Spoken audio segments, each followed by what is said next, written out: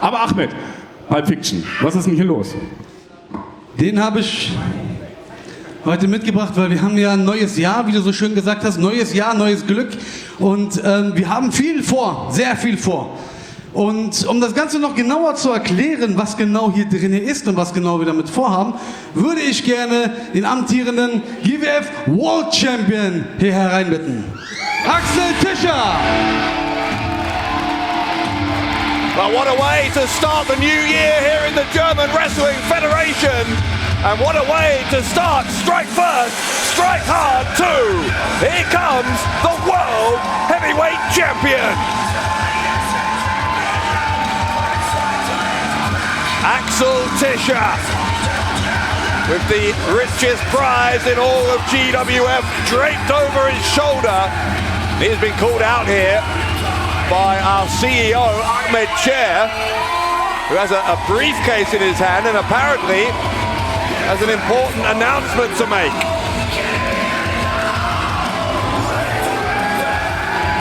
What will Ahmed Chair have to say to the Axeman?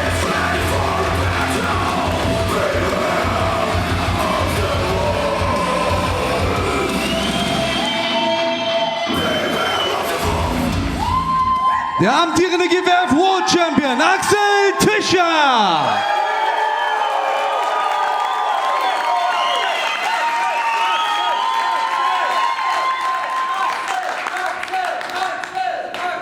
Axel, mein lieber Freund, du hältst den prestigeträchtigsten Titel der German Wrestling Federation. Das ist natürlich eine besondere Ehre und ich bin auch sehr stolz, weil du ihn mit Ehre trägst. Das Einzige, was mir dran nicht gefällt, ist der Titel. Der sieht nicht so aus, wie er aussehen sollte. Oder, Bradshaw? Ich meine, er hat in den letzten Monaten schon ein bisschen ein Makeover bekommen, aber er ist ja auch schon ein paar Jahre alt. Ich meine, wer hat ihn alles gehalten? Von Pascal Spalter, über Moose, über Chris Cohen, über Tarkan Aslan, bis zu John Klinger, bis zu Axel Tischer. Genau, und der Titel hat also einiges durchgemacht, aber wir haben ein neues Jahr, neues Glück.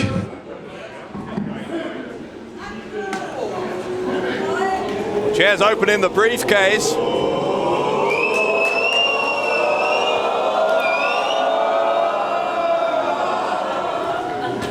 And here it is, a brand new GWF World Championship belt.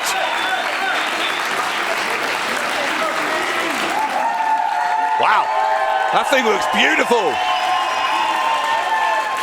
A belt befitting a title of this stature. Look at that. The brand new GWF World title.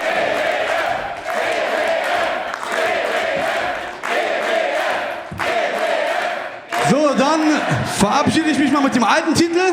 Axel, gerne noch 2, 3 Worte von deiner Seite. Den Titel, ich denke, den versteigern wir.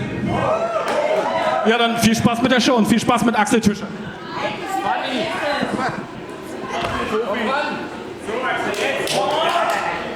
Ich hab was vergessen.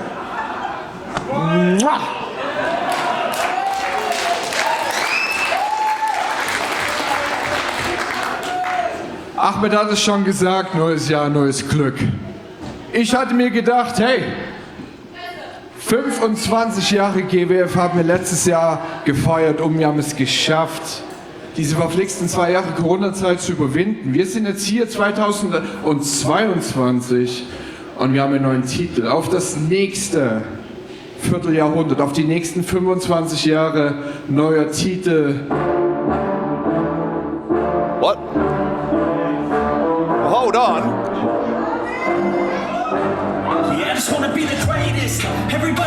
That's the music of this man, Marius. What's he doing here?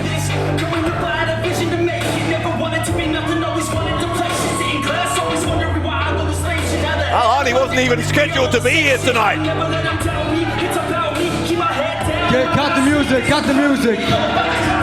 Cut the music.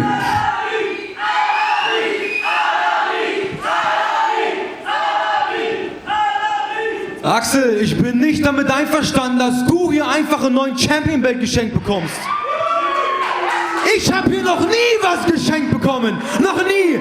Ich war überall auf der Welt, habe immer um die großen Championship-Belts gekämpft. Nur nicht hier in der GWF. Du kommst hier raus mit diesem schäbigen Outfit als World Champ. Während ich hier fresh to death vor euch stehe und nichts geschenkt bekomme. Verdienen? Richtig, verdienen!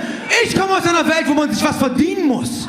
Behalt deinen schäbigen Championship-Belt. Verdien dir diesen neuen Belt. Heute Abend gegen die wahre Nummer 1.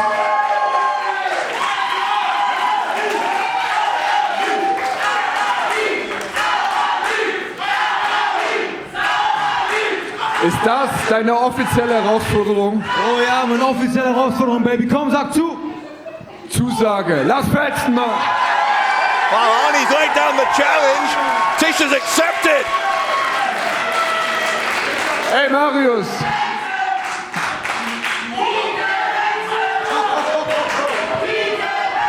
Weil du da gerade so dastehst, so halbnackt, ja? Merk dir eins heute im Main Event. Du gegen mich, den Champion. Es geht um das große Gold. Bring eine Jacke mit, denn du wirst länger liegen. Oh my goodness, huge breaking news at the top of the show here. We're going to have a GWF World Title match tonight. The Axman, Axel Tischer. Und damit heute unser Main Event. Axel Tischer gegen Marius Alani. You heard it. He's going to defend against Marius Alani. Und damit herzlich willkommen hier im Festsaal Kreuzberg bei GWF Strike First, Strike Hard 2. Das erste Match des heutigen Abends ist ein Tag Team Match und es ist angesetzt auf One Fall. Auf dem Weg zum Ring.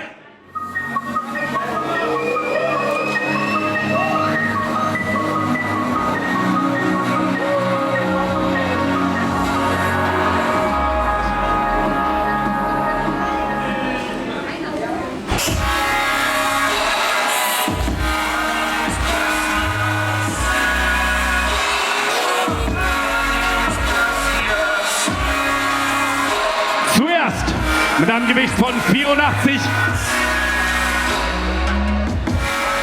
Tarkan Aslan's here, but he's just telling our ring announcer to shut up. And here's why. Because here comes his tag team partner.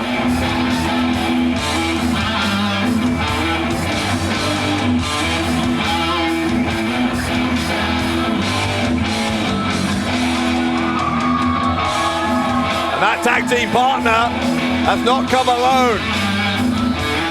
Now, just a few short months ago, this would have been a sight that seemed inconceivable. The Lion King, Tarkan Aslan, standing side by side with Blutsbrüder. But we are where we are, and Aslan is going to team up with Klinger here. But what I understand is the first time in any promotion ever that these two veterans of the German scene have ever combined forces as a tag team. Auf dem Weg zum Ring mit einem Gesamtgewicht von 193 Kilogramm. Zuerst aus dem Großstadtdschungel von Berlin. Das Alpha-Tier, The Lion King, Tarkan Aslan. Und sein Tag-Team-Partner aus Bad Bone City, The Opportunist, the most dangerous man in European Wrestling, der Blutsbrüder, John Bad Bones Klinger! Both of them, of course, former GWF World Champions, and they're going to take on a pair of former Tag Team Champions.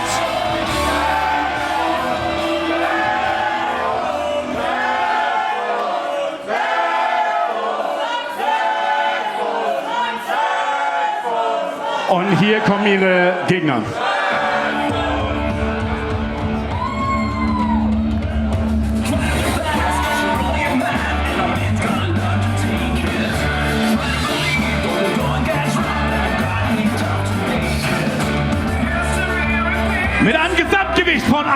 181 Kilogramm. Sie sind the future of Tag Team Catch. Tim Stübing, Tom Stübing, die Stübing-Brüder. And when I say former tag team champions, I'm talking very, very recently. It was only at Legacy 26 last month when Tim and Tom Stübing lost those tag team titles in a four-way match. Team Crazy Sexy as Mike Chair and Ronaldo Shaqiri, the new champions.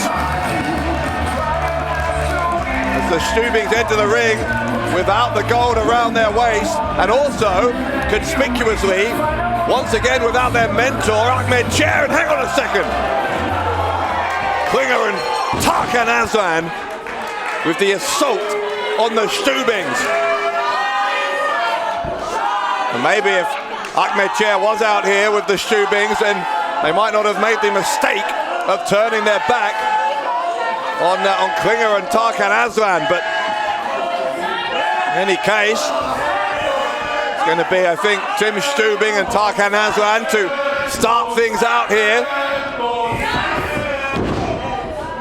We already know that the tag team titles are going to be on the line later on as those new champions, Team Crazy Sexy, take on Blutsbrüder, the remainder of Blutsbrüder, Erkan, Sulcani and Orlando Silva, who are of course also former champions looking to win back those tag team titles. And although Ahmed Chair isn't out here right now, we have already seen him tonight. If you are late joining us, then there is breaking news here. A GWF world title match, an impromptu world title match, has been signed. Axel Tischer going to defend against Marius later on here tonight in Berlin.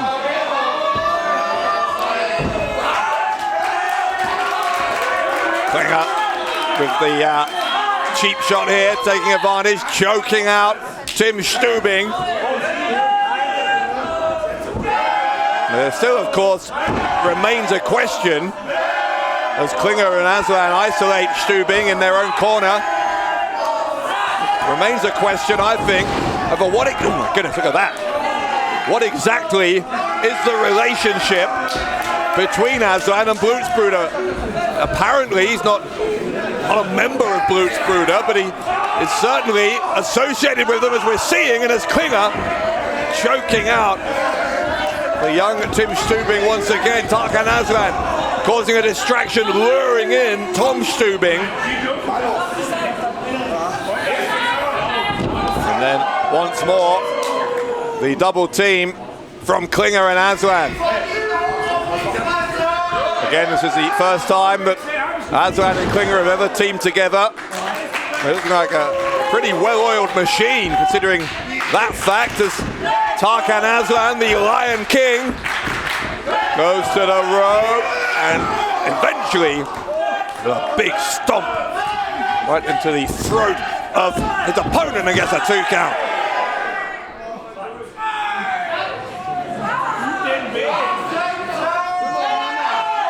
There's always been a mean streak to Tarkan Aslan, but I think that has become much more pronounced ever since he shocked the world a few months ago. And he joined, or aligned himself at least, with Blutsbrüder.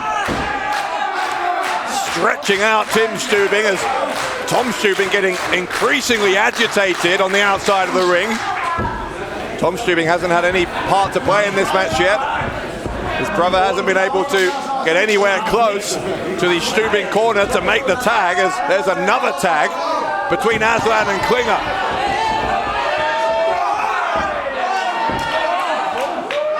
Poke to the eye from Klinger. Aslan continuing to do some damage. He's not the legal man anymore, needs to get out of there, and eventually does so as Klinger, the backbreaker, and then continuing to stretch out Tim Stübing. Pick him up again, this time a side slam. Klinger looking to win it, hooks both legs, and Stübing kicks out at 2. Klinger, of course, before losing the world title to Axel Tischer at Legacy 25 in November, was the longest reigning world champion in GWF history.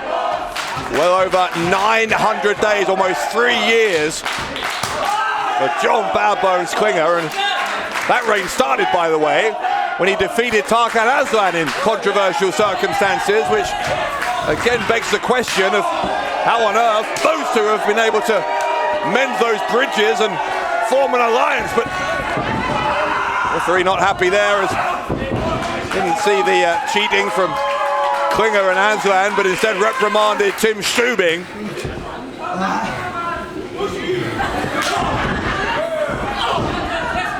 Tim is trying to fight back. Klinger sends him to the ropes. And goodness me, vicious knee from the most dangerous man in European wrestling. Tarkan Aslan tagged in up on the top or second turnbuckle, excuse me, and then a strike right into the ribs of Tim Stübing. Aslan taunting Tim's brother Tom, who still has not been tagged in for the entirety of this one. It's an abdominal stretch from Aslan. I thought it was going to be a tag, but instead Klinger giving extra leverage to his tag partner. Referee didn't quite catch him in the act, though he suspected something. Aslan again saying there was nothing to see here. They're going to try it for a third time. Yeah, this time referee sees it. There's a hip toss from Tim Stübing. An uppercut, signs of life here. Tim Stübing, it's his foot caught. To the referee, does Tarkan Aslan in a right hand. A bit of sleight of hand, in fact, from Aslan to confuse both the official and his opponent. Very quickly cut short what looked like a comeback that was being mounted by Tim Stübing. Look how desperate Tom Stübing is to get in the ring here.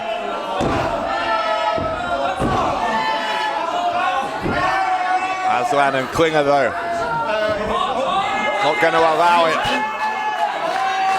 Whatever your opinion is of these two men, and for the record, my opinion of them is pretty low, you have to be impressed by the professionalism with which they have cut off the ring here. This could be all. Kick out by Stübing, maybe a slightly over casual cover from Klinger, who drops the elbow and once again tags in Aslan.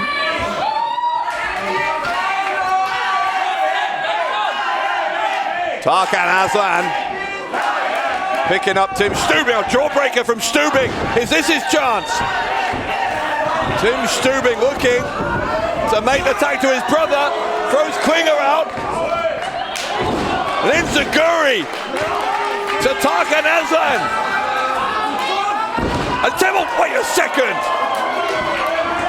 Klinger sweeping the leg of Tom Stübing as Tim tried to dive for the tag. That is heartbreaking for the Stübing brothers. Tim Stübing needed that tag desperately, beyond desperately. Aslan's now got Tim Stübing right back in the opposition corner again. Tim is trying to find out, and this time he leaps over the top. Aslan grabs the leg. Tim will shove him away, and Tim makes the tag. Here comes Tom Stübing at last. Elbow to Tarkan Aslan, one to Klinger. Tom Stübing with a double team, a neck breaker on Aslan. Forced Aslan to hit the DDT onto Klinger into the bargain. And now Tom Stübing off the top. Big cross body. Oh, wait a second. Well, you know what that sound means? That is the alarm of shame. That means whoever is the next person inside a GWF ring to lose a fall, whether it's by pinfall, submission, or any other means, as our ring announcer is saying here, yeah, whoever is next to lose a fall will challenge the next possible opportunity for the loserweight title, and it could be Klinger, but Tarkan Aslan prevents him from suffering that humiliation. Loserweight title, the championship which marks the official worst wrestler in GWF, a very unique championship. Goodness, look at that kick from Klinger. where the loser of the match holds on to the title, currently held by Thayez Aguilar. But whoever takes the fall here is going to be the next, after tonight, the challenge for that title, as Klinger dropping the back of Tim Stübing's head onto his knee.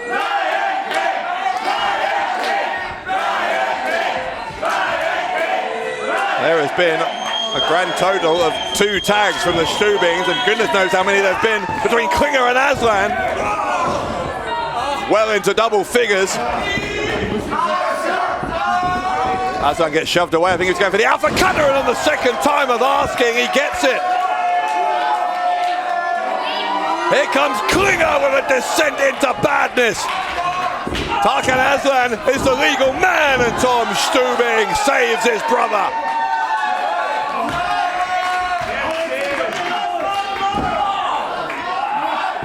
Klinger and Aslan very, very close there to a victory in their first ever time as a tag team. A big pop-up powerbomb from Klinger. Klinger gets Tom Stübing into a Boston Crab, and oh my goodness, a stomp. What a stomp to the back of the head of Tom Stübing. Just brutal, absolutely brutal from Klinger and Aslan.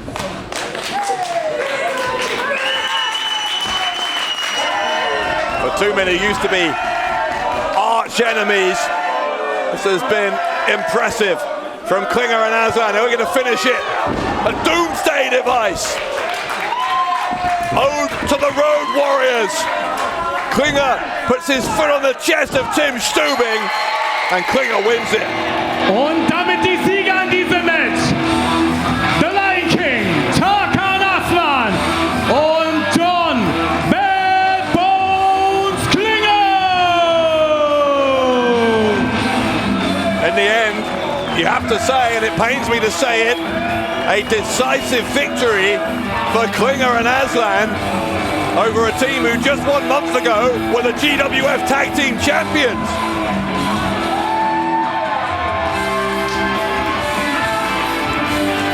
Aslan and Klinger walking out of here, and by the way, that means, of course, given the alarm of shame that we heard, Tim Stübing will, unfortunately for him, be next in line to challenge for the loserweight title after tonight. The relationship between Tarkan Aslan and Blutsbrüder remains a questionable one. But whatever that relationship, it has been a fruitful one here tonight at Strike First, Strike Hard 2, where that pairing have defeated the Stübing brothers.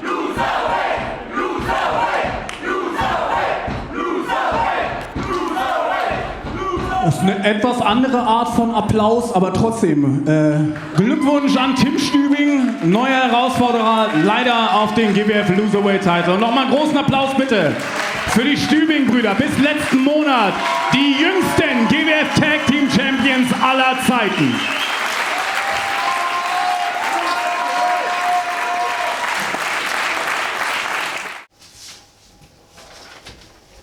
Hey Jan, alles gut? Hermet, ja, alles gut, eigentlich. Ja, das klingt nicht so überzeugend. Also. Ja, ich weiß nicht, wohin mit mir, ganz ehrlich. Meine Karriere ist stehen geblieben und ich weiß nicht, was zu tun ist. Ja, jeder hat mal so eine Phase, wo er irgendwie nicht weiter vorankommt. Weißt du, wann deine beste Phase war? Das war damals bei Group Anarchie mit Ali Aslan an deiner Seite. Ja, ich verstehe. Andere Gesinnung und so weiter verstehe ich schon. Aber es lief da am besten. Und ich meine, nach dem Hoch kommt immer ein Tief. Aber vielleicht ist genau das der Punkt. Vielleicht fehlt dir jemand an deiner Seite. Jemand, der dich motiviert, wenn du down bist, und jemand, den du motivierst, wenn der immer down ist. Verstehst du, was ich meine? Mach dir darüber mal Gedanken. Unser zweites Match heute ist ein ganz, ganz, ganz besonderes Match, denn es geht um einen Mystery Mayhem Umschlag. Im Mai steht unsere Veranstaltung Mystery Mayhem an. 5 Umschläge, 4 Titelmatches. Jeder, der einen dieser Umschläge bekommt, steht garantiert im Mai in einem Titelkampf. Kann ein World Title Match sein, Berlin Title Match oder auch ein Loserweight Title Match. Das nächste Match ist angesetzt auf One Fall. Auf dem Weg zum Ring.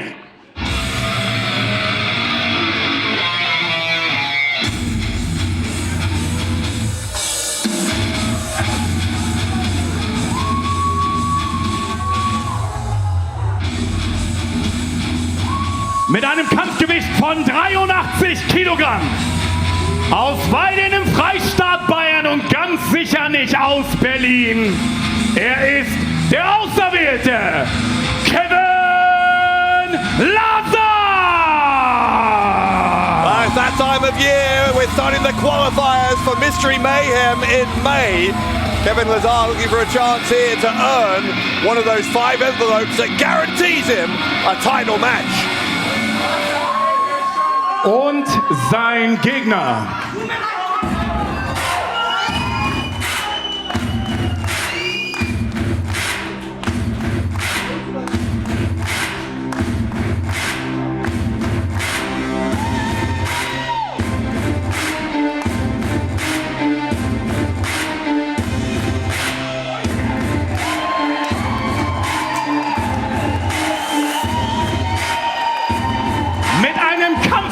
Von 92 Kilogramm aus Istanbul in der Türkei, aber bestimmt für Berlin. The Sultan of Wrestling,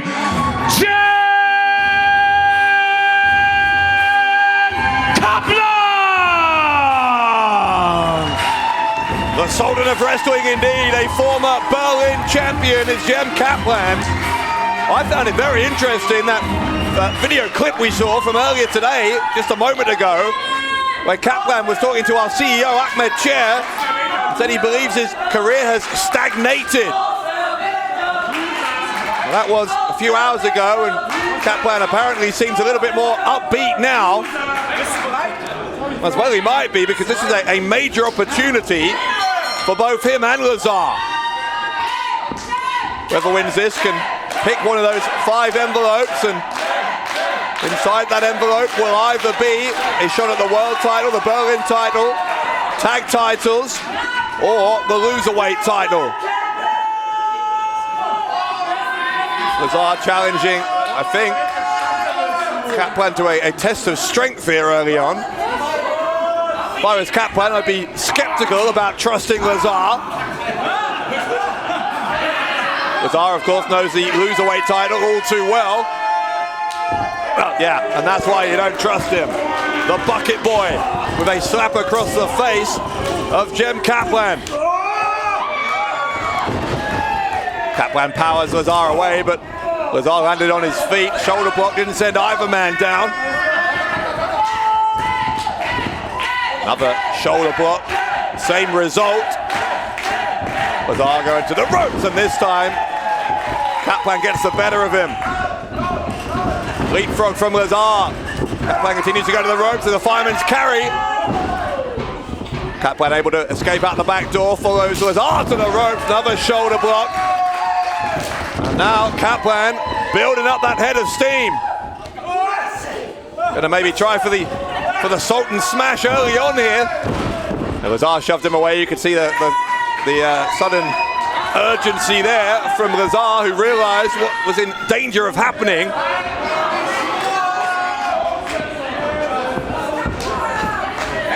Kaplan trying not to give him any time to rest, but Lazar could call that cowardly. Maybe it's strategic, going under the top rope. This means that the referee is going to demand that Kaplan go out of the way, and now Lazar going under the rope to the outside. Sweeps the leg of Kaplan and smashes it against the side of the ring.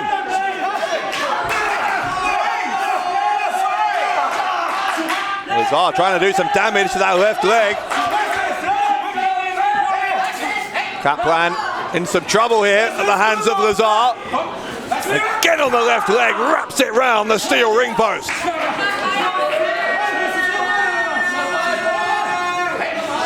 And then Lazar, second time. Kaplan, very well conditioned, a real powerhouse, works on those legs day in and day out at the gym like almost no one can believe, but however powerful the muscles are in your leg, there is always a weakness in the knee. It's the way the human body is designed, and Kevin Lazar is trying to exploit that weakness here in Kaplan.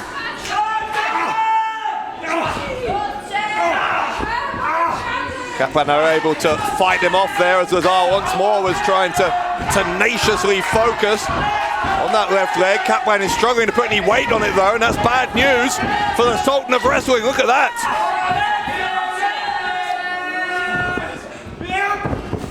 Lazar charges again, hits him in the leg. DDT from one knee. A cover and a kick out.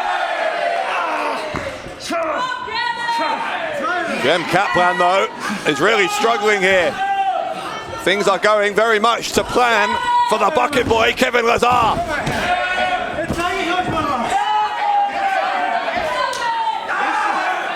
Lazar gonna try and do even more damage, brings his body weight down once more onto the left knee.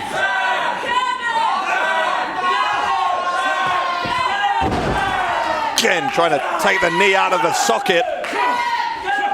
Lazar, I think, is enjoying himself here. Kaplan like a wounded animal at the moment, and Lazar is like a predator who's playing with his food. Half crab now, inflicting even more pain onto that left leg as well as onto the lower back. Kaplan, look at the power. Jem Kaplan, that's where the strength helps, except, well, Lazar pulled him back. Lazar pulls him back into the middle of the ring. Kevin Lazar once again trying to force the submission. Kaplan has to start his journey all over again. This time, can he reach his destination? Yes, he can. And Kevin Lazar is going to have to break it before the count of 5. Yeah, finally he does so. Squeezed every millisecond he could out of that 5 count though, did Lazar. Would certainly not do anything for the self-confidence of Jem Kaplan if he were to lose this match and not gain one of those mystery mayhem envelopes. Seems like that confidence is pretty fragile at the moment based on what we saw from earlier. Kevin Lazar's never one who's had a problem with self-confidence. Oh, wait. Kaplan was looking for the Sultan smash, but his left knee gave out, and then instead, a belly-to-back suplex. Lazar to win it, and a kick out from Kaplan, but that is even more reason to be concerned. If you are supporting Jem Kaplan, he apparently doesn't have the strength in that left leg to hit the Sultan smash. That is no doubt the most lethal weapon in his arsenal, and it seems like Kevin Lazar has eliminated it. Lazar's looking for a clover leaf now. That's that leg strength I was talking about. Kaplan was able to use what power he had left in that left leg and the power in the right leg. This time gets the elbow up to send Lazar down, and now clothesline attempt from Lazar, but Kaplan elbow smashes into the face. He's going to try and lift up Lazar. Remember, he's on one bad leg here. Kaplan's got him up. Lazar, he thought he got out, instead it's a Northern Lights suplex. Kaplan with a senton splash. Fighting through the pain here. Has he done enough to win it? No. Right shoulder of Lazar comes up.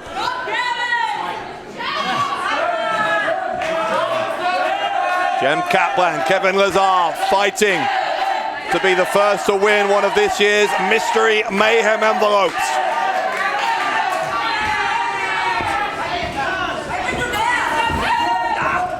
Duck of the clothesline. Lazar's got him up. Explosive power on that suplex from Lazar. And another one. Lazar's going to try and complete the hat trick. Kevin Lazar drops him. That time more of a brain buster. Hooks the leg, and oh my goodness, Kaplan only just got out that time.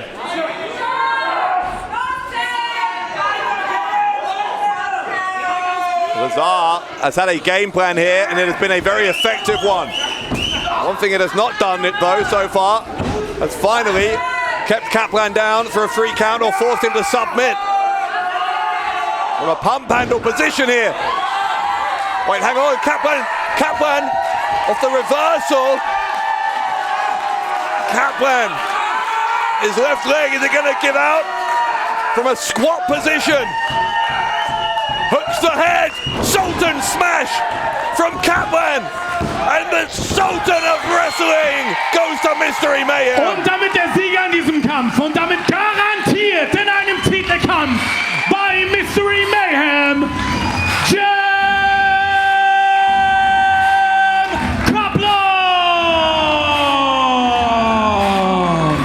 Kaplan might believe his career is stagnant, but after a courageous display like that, battling through the pain of a damaged left leg, I'd have to say Jim Kaplan is looking pretty good.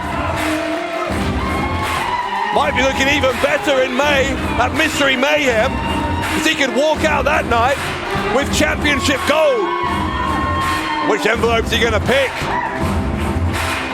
5 to choose from. He's pick number 5. Und er wählt den Umschlag mit der Nummer 5. Im 5. Monat, im Mai, im Titelkampf, Jim Kaplan. Kaplan goes to Mystery Mayhem with an envelope in hand. A title opportunity earned here for the Sultan of Wrestling.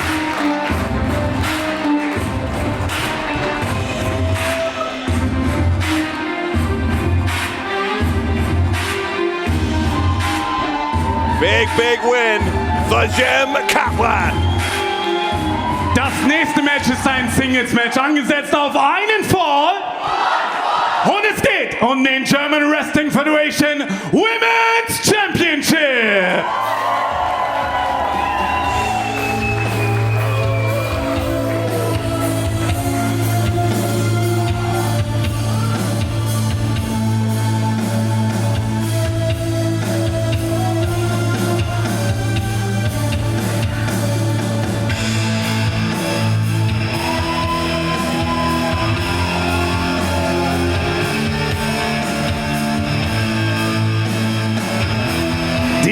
Die Finalistin kommt aus Salzburg in Österreich. Sie ist the Candlestick Pitbull, Jessy Jay. A moment of history about to be made here tonight in Berlin. We are going to crown the 4th ever GWF Women's Champion. Jessy Jay has made it all the way to the final of this Eliminator Series. Und hier kommt ihre Gegnerin.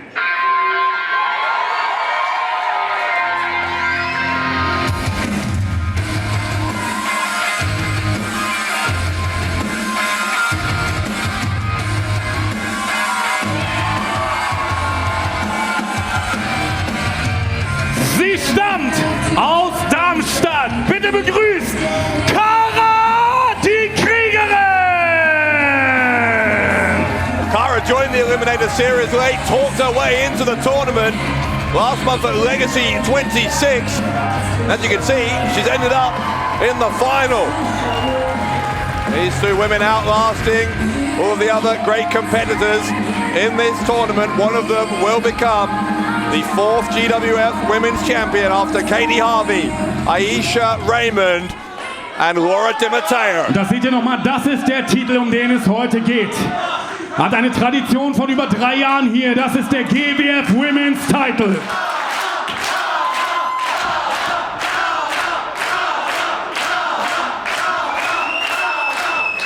Both women have been shown the championship gold. That is what it is all about. This title vacated, sadly for Laura Di Matteo, during the pandemic because travel restrictions prevented her from traveling to Berlin to defend the title for an extended period of time. Di Matteo's loss is going to be the gain of either Jessy Jay or Kara. Kendo stick pitbull with an obscene hand gesture towards Kara.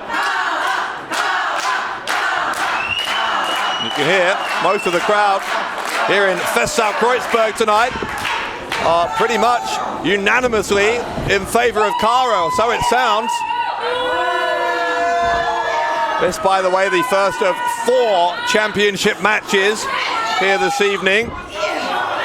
Berlin title, tag titles, going to be on the line as well. And now the GWF World title, an impromptu match agreed earlier between Axel Tischer and Marius Alani.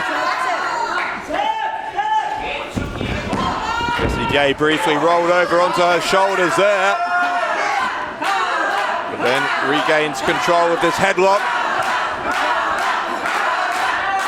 Interesting strategy from Jessy Jay, trying to take the crowd out of this.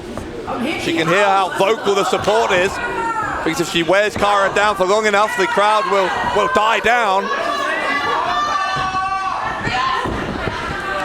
To the ropes. Tried for a clothesline, but Cara hooked the arm and then able to get an arm drag and a second one. Clothesline from Cara.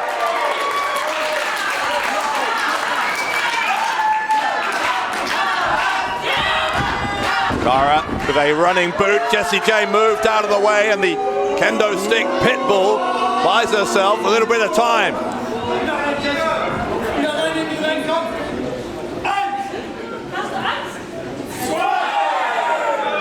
Referee starting a count here. Remember, given that the title is vacant, in this particular circumstance, the championship can be awarded via countdown. Well, Jessy Jay not going to want to stay out there for the count of 10, obviously. But having said that, she's going to take as much of that count as she can, or as she chooses to. Cara, though, tried to force the issue, but her leg swept away, and then a big slap across the chest, and another one from Jessy Jay. Face first there into the side of the ring as well. And now into the ring post. I think Cara perhaps is going to be regretting the fact that she followed Jessy Jay out to the outside. Clearly an environment where Jessy Jay is more comfortable than Cara, as we've just seen on the outside of the ring, with all of that equipment, or the sides of the ring that you can use as weapons to your advantage. As Jessy Jay looking to make that a decisive turning point. Off of the leg drop, she's got a lateral press. Didn't get enough body on body weight down onto the shoulders, and Cara kicked out. Elbow right into the traps. Big clubbing clothesline low down into the back of the neck. Yeah, Cara turned herself there. She's rolling to the ropes, trying to get the rope break and buy herself a moment here, but Jessy Jay's got a hold of her. Reversal of the Irish whip from Cara. Cara tried for the boot, but hasn't quite been the same since that exchange on the outside, hasn't Cara? Jessy Jay snap suplex.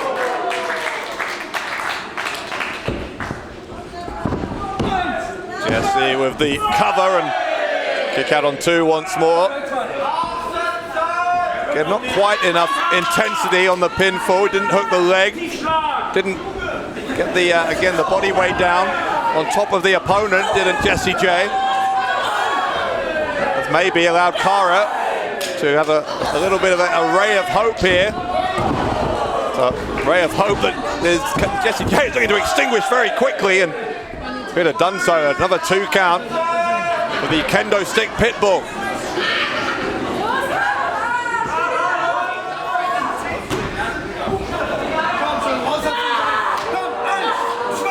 Referee going to insist on the break here, and again, in these circumstances, disqualification could be enough to award the title. Jessy Jay playing a dangerous game, taking that choke on the ropes very close to the full count of 5. Scoops up Cara now, slams her down.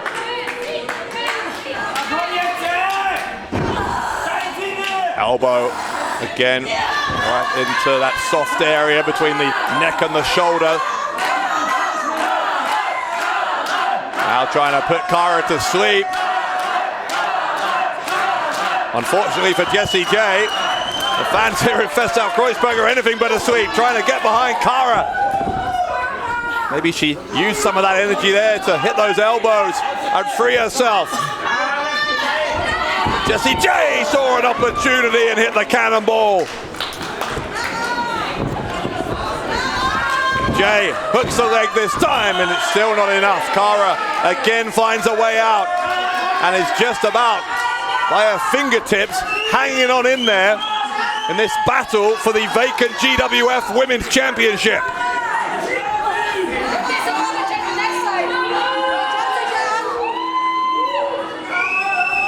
A little bit of cockiness creeping into the game of Jessy Jay here.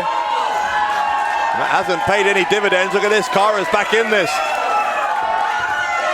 Jessy Jay might regret that moment of hubris as Cara with a clothesline. Another one. Suddenly the tide has turned. The high knee from Cara.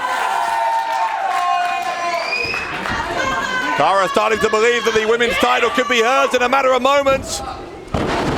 Twisting neck breaker from Cara. Will that win her the women's title? No, but she was only a half a second away.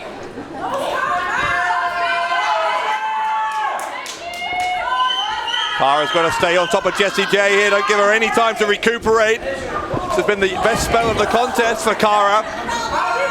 Got Jay in the corner. Catches her with that clothesline. Now going to try and send her to the opposite side of the ring, which she does. She's going to follow her in, but took a little too long. Jessy Jay rolled her up, rolled her through, and kicked her around the side of the head.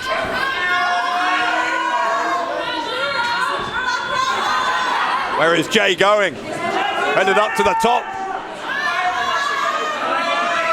This could be another key moment. Jessy Jay taking far too long, and Cara able to cut her off at the pass.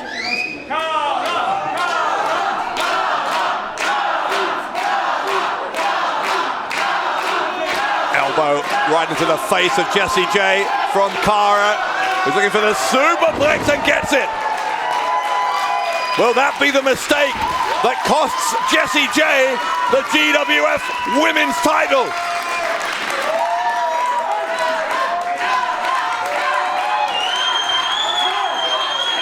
Both women down. Referee has a count on here. I don't know what we do about this vacant championship if there's a double count out, but hopefully that won't be a bridge we have to cross if one of these women can reach her feet before the count of 10. Both women are stirring. And now having made contact, the count is broken and we are back underway. Both women on their knees here. Battling with every breath, every ounce of energy they have for the women's title.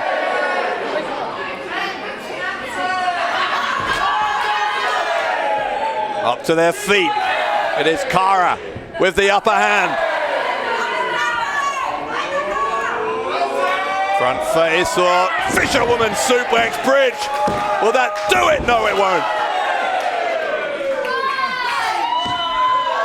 Cara, I think, believed that she may have had it there, but Jessy Jay got out of there. Cara now with Jessy Jay on her shoulders, but Jay quickly gets out of there. Backing into the corner and plants Cara face first.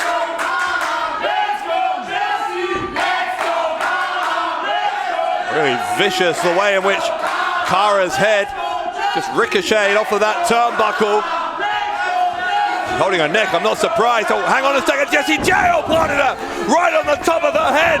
Jessy Jay hooks the leg and Jessy Jay is the fourth GWF Women's Champion. Und damit die Siegerin und damit neue GWF Women's Champion, Jessy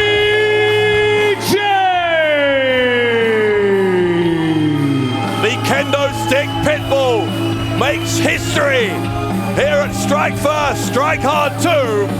She has won the GWF Women's Championship. What a victory for Jessy Jay. It was a match where she dominated early on, But Kara had her opportunities as well. You did wonder at one stage just a couple of minutes ago whether Kara was going to get it done, but instead it is Jessy Jay who completes the job. Aus Salzburg in Österreich, Jessy Jay! Jessy Jay walks out of Kreuzberg with the GWF Women's Championship.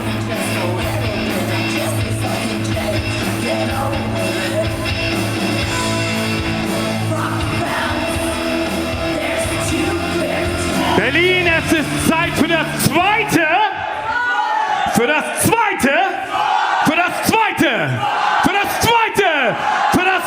Titelmatch des Abends. Es ist ein Singles-Match angesetzt auf einen Fall. Und es geht um den GWF Berlin Championship. Auf dem Weg zum Ring.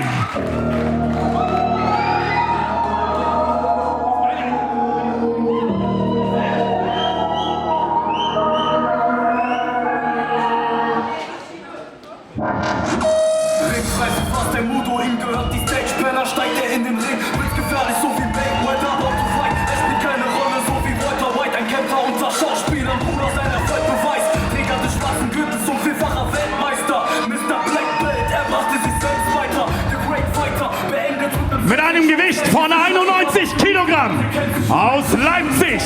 Er ist vierfacher Kampfkunst-Weltmeister und sein Name ist Programm. Hier ist Fast Time Moodo!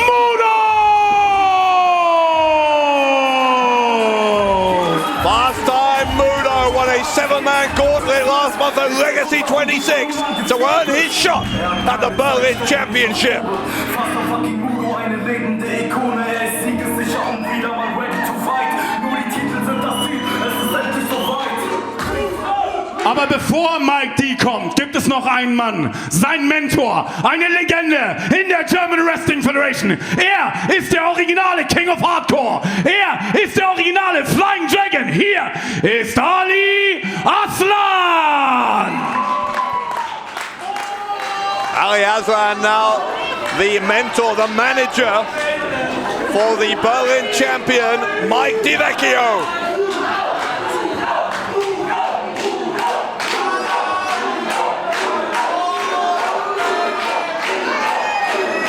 Wisst ihr, ey Junge, obwohl du gerade angekündigt wurdest, habe ich mir echt nicht die Mühe gemacht zuzuhören. Also hör mir zu. Ich möchte dir was über Maschinen erzählen. Maschinen kennen keine Schmerzen. Maschinen haben kein Mitleid. Maschinen zerstören alles. Maschinen zerquetschen alles. Und das Wichtigste: Maschinen funktionieren immer. Hier ist die Maschine. Mike D!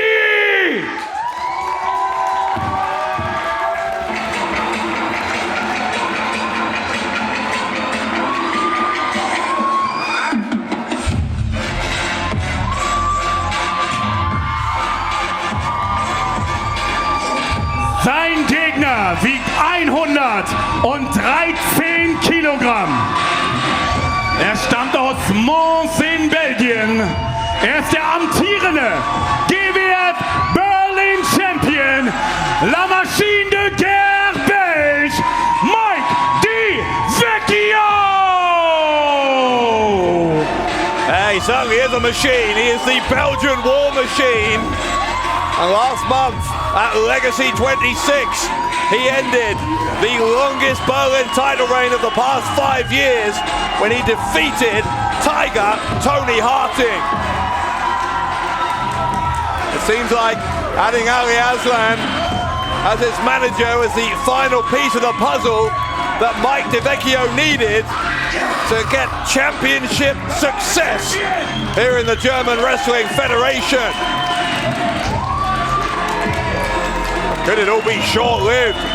Might Fast Time Moodo be of the mentality that having gone all the way through that 7-man gauntlet match, that he is going to refuse any other outcome than leaving here tonight with the Berlin title. A fascinating showdown beckons between Vecchio and Fast Time Moodo here. And strike first, strike hard too.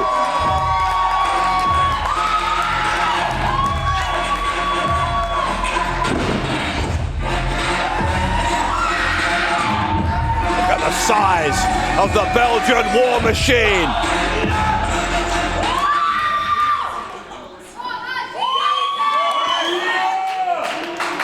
Vecchio hands over the title to our referee. Referee showing it to the challenger. Moodo really did earn his opportunity here. The list of his 6 opponents in that gauntlet match: Aytac, Bahar, Kaplan, Arash, Bennett Brown, and Kevin Lazar, and evil Jared Hasselhoff. Pretty spectacular list of opponents, and Fast Time Moodo, by defeating them all, earning his shot here. But equally impressive, Vecchio's victory over Toni Harting. Now, I'm not sure if Moodo is going to be able to outpower the Berlin champion. Moodo with plenty of strengths of his own though, a black belt in karate and an expert in martial arts in general, was the youngest competitor at the 2012 World Martial Arts Tournament in South Korea, where he placed 3rd very, very early in his competitive life.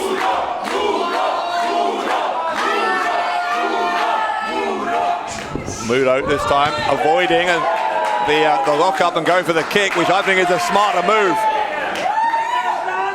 Those martial arts inspired kicks really are what brought Fast Time Moodo to the dance. Try! Come on, try! Listen to that. From Vecchio daring Moodo to try and compete with him there.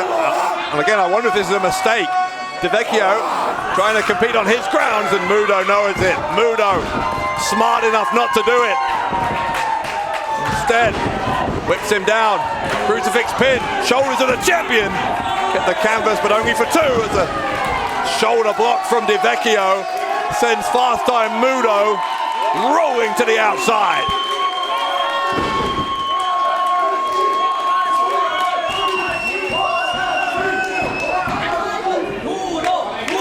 Moodo having to regroup as he once again gets a flavor of the raw power of the new Berlin champion. And a lot of support here in Festsaal-Kreuzberg for Fast Time Moodo since he arrived here in GWF in the past few months. I think equally, fans here have been wowed by Vecchio since he arrived, and Vecchio, the first of the 2, to win a championship here in the German Wrestling Federation. Speaking of championships, this is of course the 2nd of 4 title matches here tonight, tag titles and the GWF World title still to be decided. And of course, as we just saw, we have a brand new GWF Women's Champion in Jessy Jay. Congratulations again to her. Moodo with a head scissors to get himself out of a particular issue there, but Vecchio tried to charge back at him and got sent to the outside.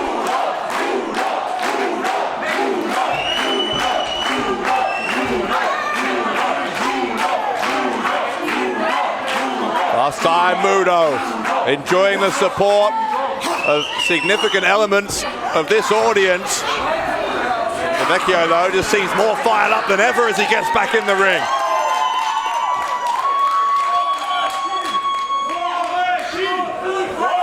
This stare down between champion and challenger for the Berlin title.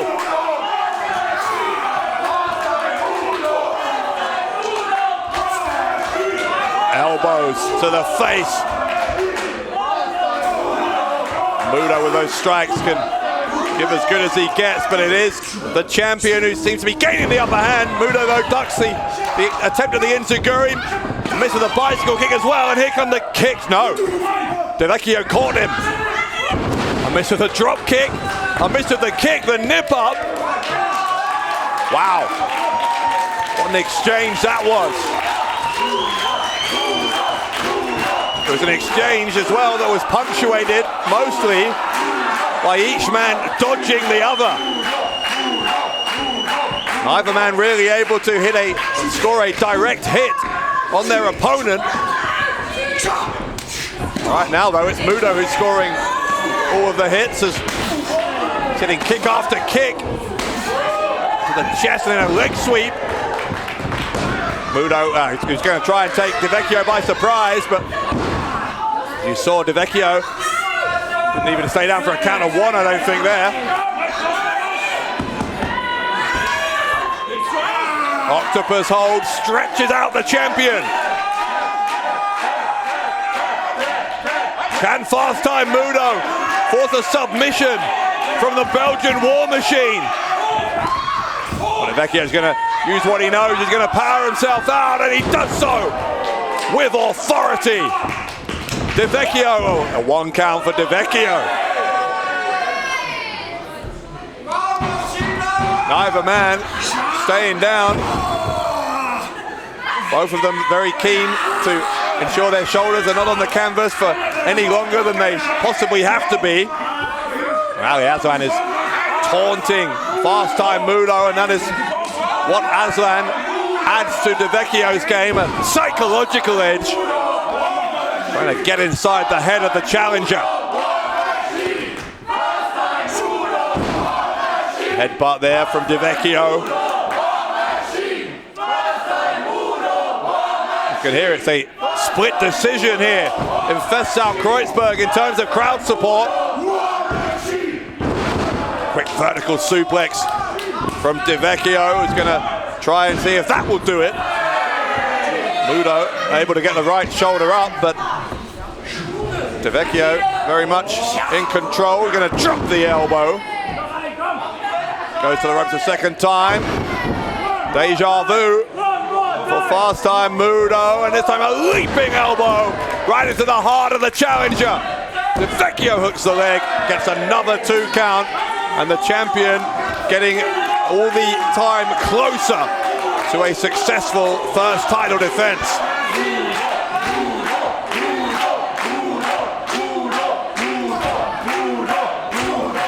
Moodo though trying to battle his way up. Well, that one right hand put paid to that. Vecchio very quickly back in charge. Backbreaker. More in fact onto the kidney really, the side, the ribs maybe of fast time Moodo, and then throws him over his head. What power. Sheer brute force from the Belgian War Machine.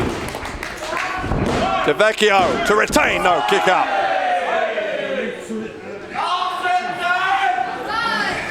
Mike Vecchio taking a breather. He knows that he is dictating the pace here. He is in control of everything that is happening inside that ring at this moment.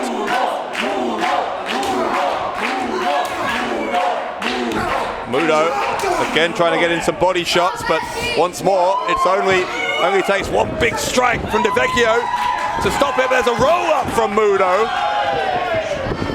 Moodo sweeping the legs, another pinning predicament for Vecchio to escape when she does. Moodo's superior speed is helping him here. There's the kicks again.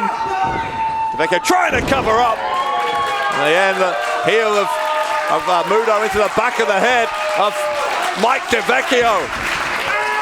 Challenger gaining in confidence. Spinning heel kick into the face of the champion. It's a low uppercut.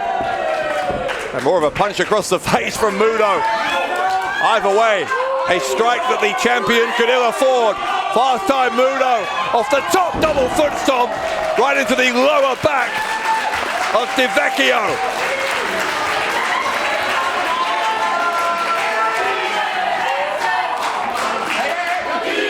Moodo's going to follow the champion to the outside. From the apron, what a kick. What a kick right into the skull of the Belgian War Machine. Another kick attempt this time. Vecchio blocked it. and sent Moodo face first into the ring apron. Here comes Moodo. Moodo got caught. Moodo's been caught here. Been able to free himself. Thank goodness for that from Moodo, and a big kick into the head of the champion. A couple of times in the past few moments that Vecchio has had his brains rattled. Moodo looked for the black belt kick. It gets blocked. Roundhouse kick attempt. Couldn't get it. Spin out slam. And a cover by Vecchio, and he was very, very close to walking out of here still the Berlin champion. Power slam into the turnbuckles. He's held on. Shoulder breaker. Innovative stuff from Vecchio, not enough to ensure that he retains the title.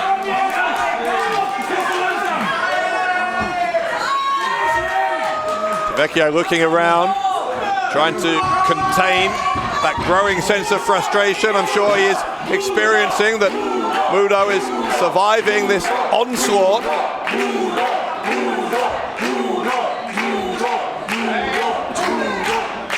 Come the right hands from Vecchio, backing Moodo into the corner. Vecchio runs in and into the knee of Moodo, into an elbow as well. Moodo has got the champion groggy here, comes firing out of the corner with those kicks. Tries for a clothesline, and Moodo gets hit with a kick from Vecchio. Follows it up with a forearm. The bicycle kick. They're exchanging bicycle kicks. Exchanging clotheslines. This is how close it is. On a knife edge for the Berlin title, but Vecchio finally takes Moodo down.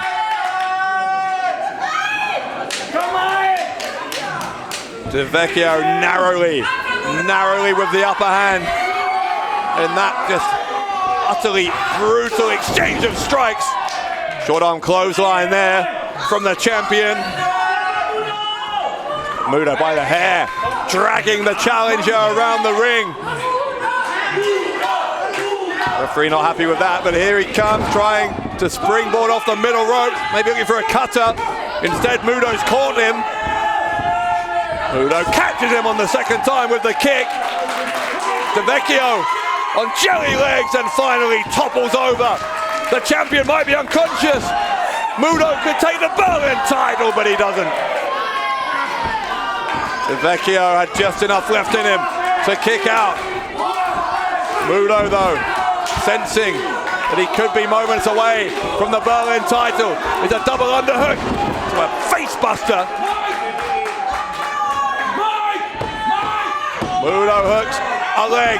Can he get it this time? No, he can't, because Vecchio got his foot onto the bottom rope. That was good ring awareness from the Berlin champion. But is it a temporary reprieve for Vecchio? Well, Moodo, I think, is suggesting that Ali Aslan put the foot on the ropes. I think Vecchio did it of his own volition. Moodo with such distrust of Aslan that it's got him in trouble. He's off the distraction. Look at this. Vecchio, the twisting, sit out power bomb. And oh, did he? No. Moodo got out. Moodo kicked out. Okay, Referee, das waren nur zwei, alles klar. Ein Fehler von uns, das war zwei. Das Match geht weiter. Referee confirming to the ring announcer there that was only a 2 count. It was very, very marginal. Big call from the official. It would be a call that comes back to haunt Vecchio. He's going to try again for the powerbomb. Moodo can't let himself suffer a second one, and Moodo pounding away at the head here. It was effective in the end. It got him out of there. Pump handle. Drops him on his back. And Moodo, no. Moodo quickly transitioning, looking for the submission from the triangle choke. Vecchio might be fading. The Belgian War Machine might be about to be switched off, but look at this. Oh, a big power bomb. Goodness me, how powerful. How powerful. Is Vecchio another power bomb? Vecchio gets it done and retains the Berlin Championship. Endgültig der Sieger und damit weiterhin amtierender GWF Berlin Champion. La machine de guerre belge, Mike Vecchio. Mike Vecchio was given all he could handle by Fast Time Moodo, but ultimately, after what in the end was 3 power bombs, finally retains the Berlin title, and Ali Aslan is pretty sure that he has got the right man with him here. Mike Vecchio, still the Berlin champion.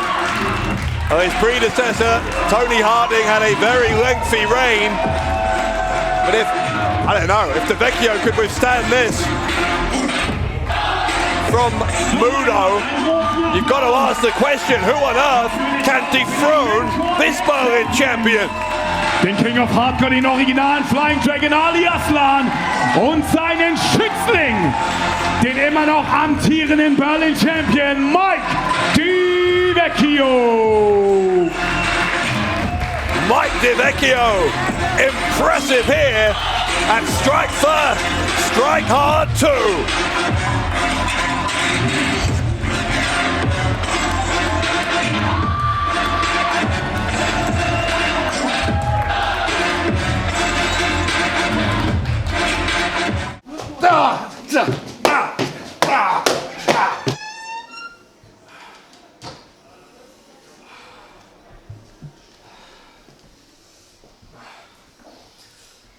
Es ist mir scheißegal, wie du Geld schuldest. Heute ist Zahltag. Mehr habe ich nicht. Das reicht für eine Anzahlung. Hast du gehört? Ich möchte einen Mann in den Ring rufen. Er ist die perfekte Naturgewalt. Er ist der Tiger aus Berlin. Er ist der ehemalige GWF Berlin Champion. Hier ist Toni Harting!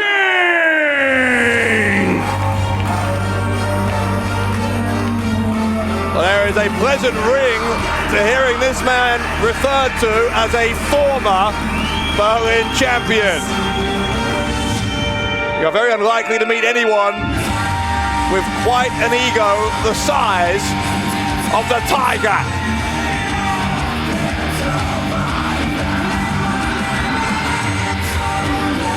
Toni Harting, of course, losing that Berlin title to Mike Vecchio. Since then, he's developed a relationship with a new protege who you see there, Big Nick. He is 210 centimeters tall, is Big Nick, and Toni Harting likes what he has seen from the former basketball player.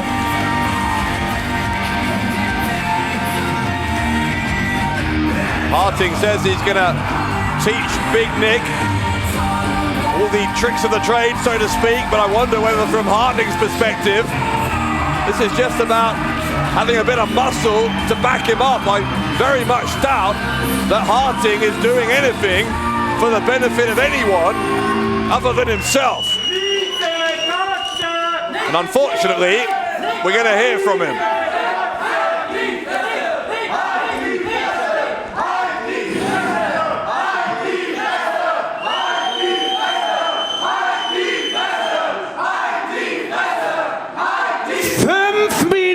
Schweigefuchs und einfach mal zuhören.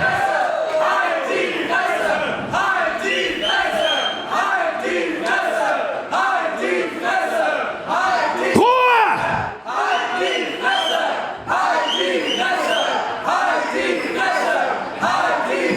Oh nein, nein, nein, nein, nein. Liebe GWF-ZuschauerInnen, hier bin ich doch. Ja. Der Tiger aus Berlin, die perfekte Naturgewalt, der kraftprotzende Publikumsmagnet, euer GWF Berlin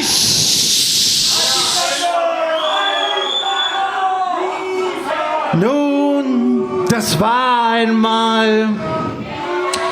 Aber jetzt ist ein neues Jahr, eine neue Geschichte, die Traumgeschichte. Also, es war einmal ein Toni Harting im Jahre 2022. Und ein neuer, frischer, großartiger Schützling. Ein 2,10 Meter großer, gigantischer Riese, Big Nick!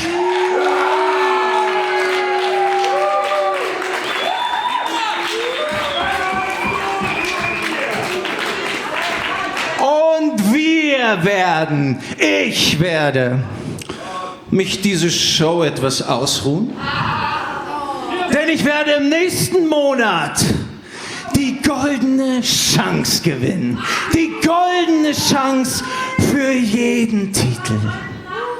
Jeden Titel. Jeden gottverdammten Titel dieser German Wrestling Federation. I think somebody has heard enough. Here comes the Adana bulldozer.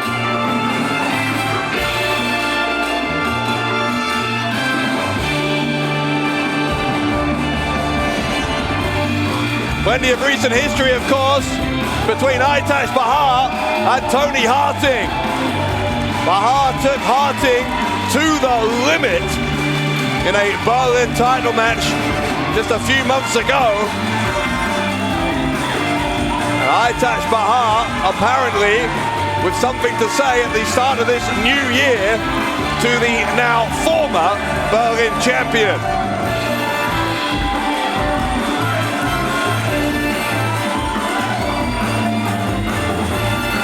I think Aytac Bahar developed an awful lot from that match between these two at Chaos City. He's earned the respect of the GWF fans. But I don't think Harting will take kindly to being interrupted.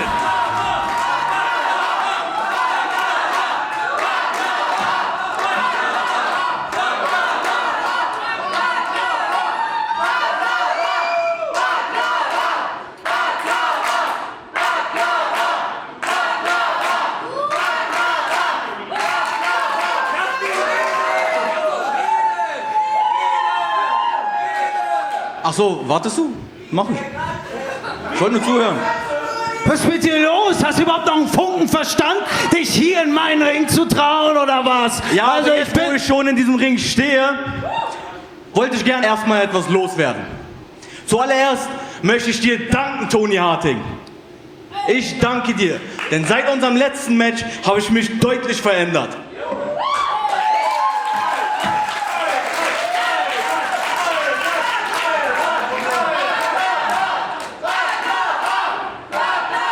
Schau, seit unserem letzten Match bin ich motivierter geworden. Ich habe einen klareren Verstand und ich fühle mich mental stärker als jemals zuvor. Und das alles dank dir. Aber ich glaube, unser Match hat dich auch geprägt, denn bei dir ist ja auch ganz viel anders. Ich meine, du hast den Titel nicht mehr.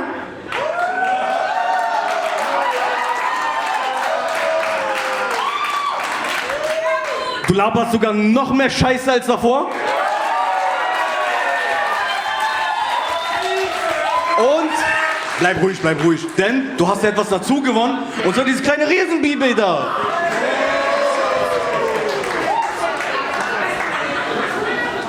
Aber mal Spaß beiseite, Toni. Denn du und ich, wir wissen beide, dass unser Match sehr knapp ausgegangen ist. Knapp, was war denn hier knapp? Knapp war, dass ich dir nicht noch den Kopf abgedreht habe und damit Flanken geschossen habe, du kleiner Wicht. Also mach erst mal ein paar Liegestütze und deine kuriose Baklava-Diät und dann reden wir weiter.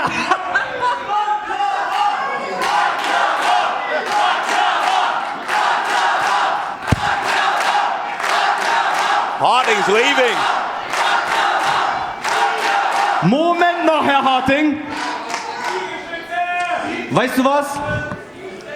Du bist für heute entschuldigt, weil offensichtlich muss er den Babysitter spielen. Aber vergiss eine Sache nicht. Die Golden Chance wird nicht verliehen, sondern sie wird sich verdient. Und ich werde dieses Jahr in dem Golden Chance Match antreten. Und ich werde dafür sorgen, dass du die Finger davon lässt.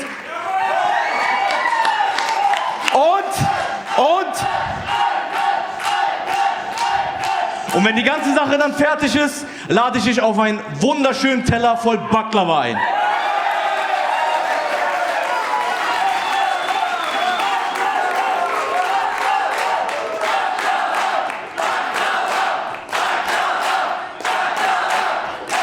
Aber Leute, genug geredet, ihr wollt Action, oder?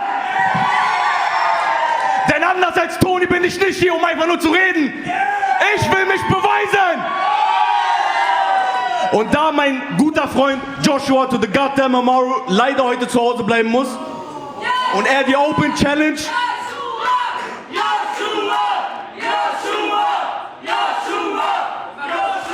und da er leider zu Hause bleiben muss, richte ich für ihn die Open Challenge an das gesamte GWF Locker Room. Wer auch immer da draußen ist oder da drin und sich hier beweisen will, soll hier antreten! Oh wait, someone seems to be answering the challenge. Aytac Bahar issuing an open challenge in the absence of his friend Joshua Amaru. Und hier kommt sein Gegner in der Open Challenge. Who is it? Wait, what?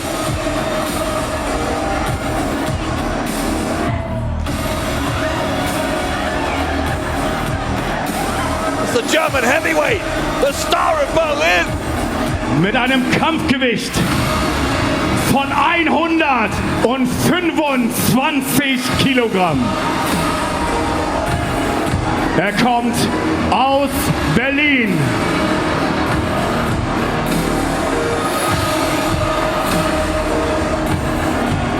Pascal Spalter! It's a new look, new entrance music. It seems like something of a new attitude for Pascal Spalter. Former three-time GWF World Champion. And when Aytac Bahar agreed to take on this open challenge and to issue it in place of Joshua Amaru, I don't know if it would have entered his head that Pascal Spalter would respond.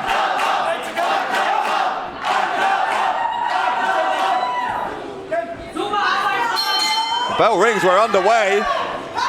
Toni Harting, by the way, in the midst of all that, entering himself into the golden chance match that's coming up next time we're here with you at in Festal Kreuzberg next month at Global Warning. Shoulder block from Spalter. Another one. Big trouble here early on for Aytac Bahar. Repeatedly sent down by, seems to be a much more focused Pascal Spalter. Look at this. A real viciousness here. There's no interacting with the crowd. There is none of the fun and games that Pascal Spalter has been associated with in the past. He is just obliterating Aytac Bahar here.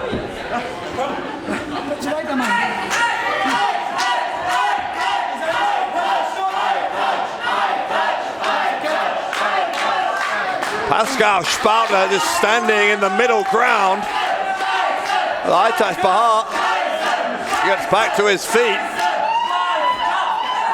The Adana bulldozer being bulldozed at the moment by Spalter. Bahar's going to try and find a way to get back into this, I'm sure. Spalter tells him to bring it, and Aytac doesn't need asking twice with a flurry of uppercuts. Big elbow though from Spalter. Very quickly puts paid to any momentum that Bahar was building.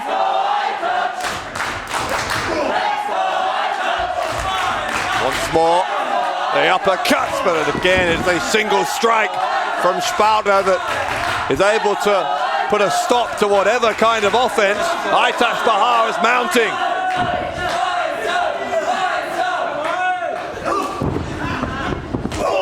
It would have been interesting, by the way, if Pascal Spalter had answered an open challenge from Joshua Amaru. As far as I was aware, those two are tag team partners.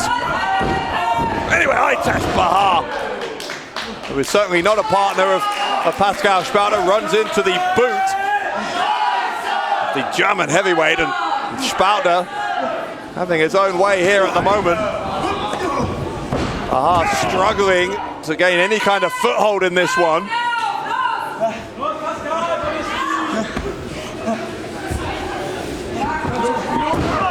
Spalter bringing down his body weight on the lower back there.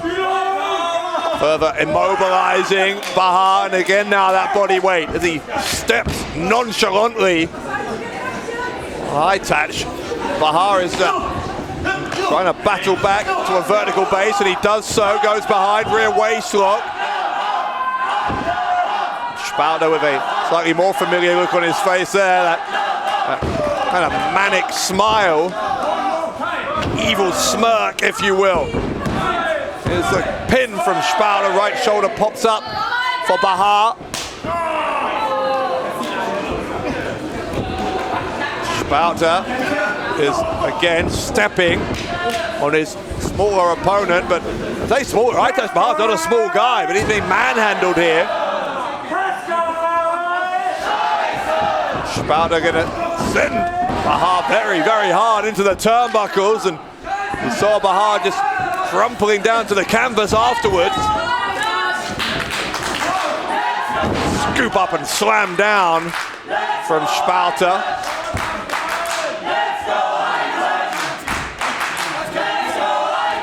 Spalter got a hold of Aytac by the hair, and Aytac still with that fighting spirit, the kind that we saw in that match against Toni Harting back in October, one that Bahar was talking about before Spalter came out here.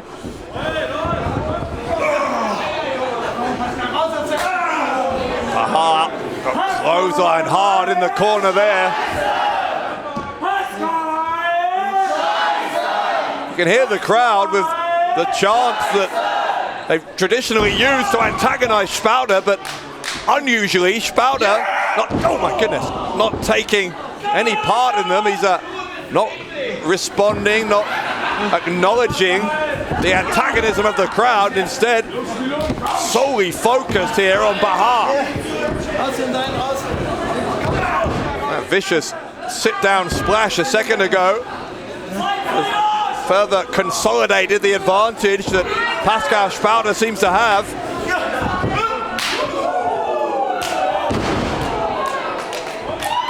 Big old chop there.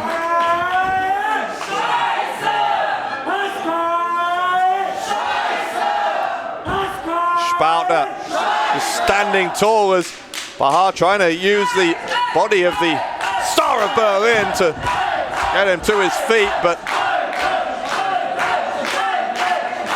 there's been a struggle, no doubt about it, for Aytac Bahar. Again is sent hard to the corner, my goodness.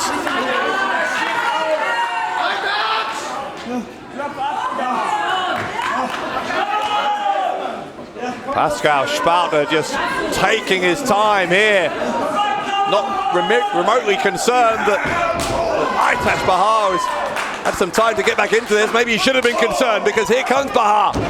First to the punch on 3 occasions now, 4. And Bahar unloading. Here he comes, the Adana bulldozer. Trying to send Spalter to the ropes with a slap across the face though. Spalter looks for a clothesline. Bahar gets up some speed off the ropes again. Hit him with the knee, and now a German suplex on the German heavyweight.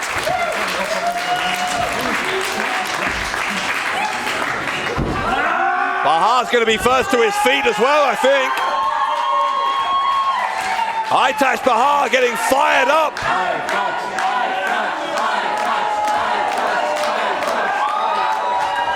Spalter on his shoulders, that's no mean feat. Great strength there from Bahar, but Spalter nonetheless got out of there. The Russian leg sweep from Pascal Spalter. Spalter standing splash. That might do it. No, it won't. As Bahar able to kick out, but all of that body weight of Spalter coming down on the ribs there of Aytac Bahar. That won't have helped him whatsoever.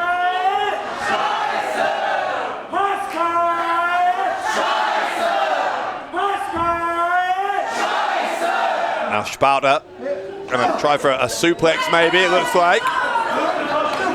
Bahar determined not to allow that to happen. Oh, got dropped. Great power from Spalter, who hooks the leg once more. And Aytac Bahar again hanging in there. There's one thing to hang in there, it's another thing to gain control of the match, and that is what Bahar has not been able to do in any kind of consistent way here so far.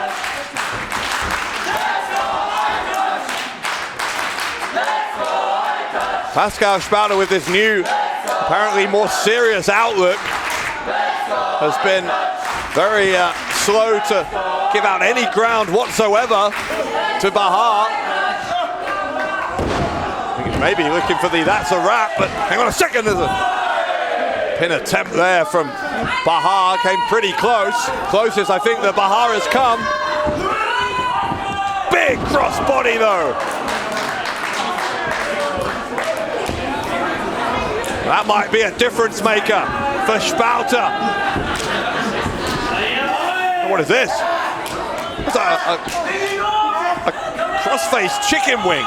Cross-faced chicken wing. I've never seen this from Spalter before. Look at him. Got the body scissors locked in as well. There's a tap out. A tap out. Spalter wins it with the chicken damit der wing. Sieger.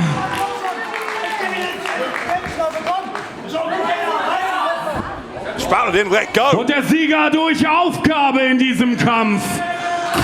Pascal Spalter. I don't know where this change in mentality has come from on the part of Pascal Spalter, but there is something noticeably different, noticeably more serious, more focused, and ultimately more lethal about Pascal Spalter tonight. Here at Strike First, Strike Hard too.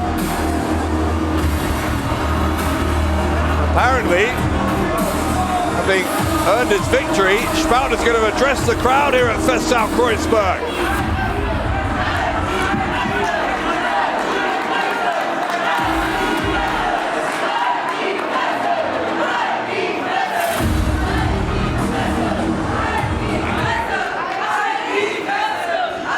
Diesen Kampf widme ich Joshua.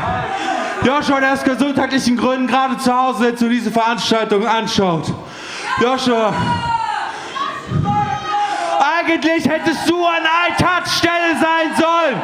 Joshua, eigentlich hättest du die Trachtprügel deines Lebens heute und hier bekommen sollen. Ich bin nicht da von wegen. Ich wollte dich in die Finger bekommen. Und Joshua, unser Tag-Team ist Geschichte.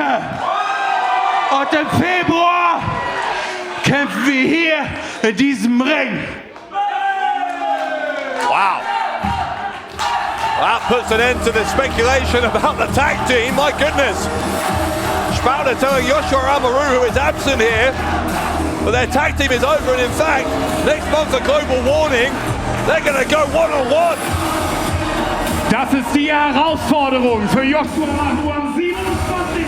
Februar. Denn es ist ein Tag-Team-Match, angesetzt auf einen Fall. Und es geht um die German Wrestling Federation Tag Team Championships. Auf dem Weg zum Ring.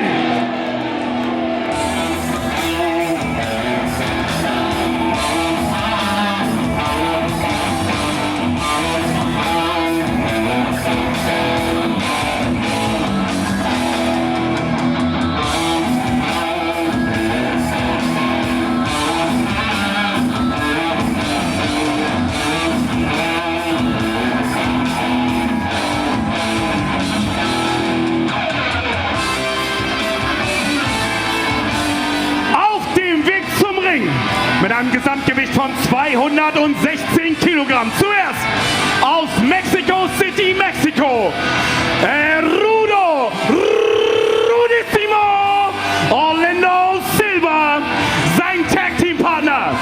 Golden Boy, Mr.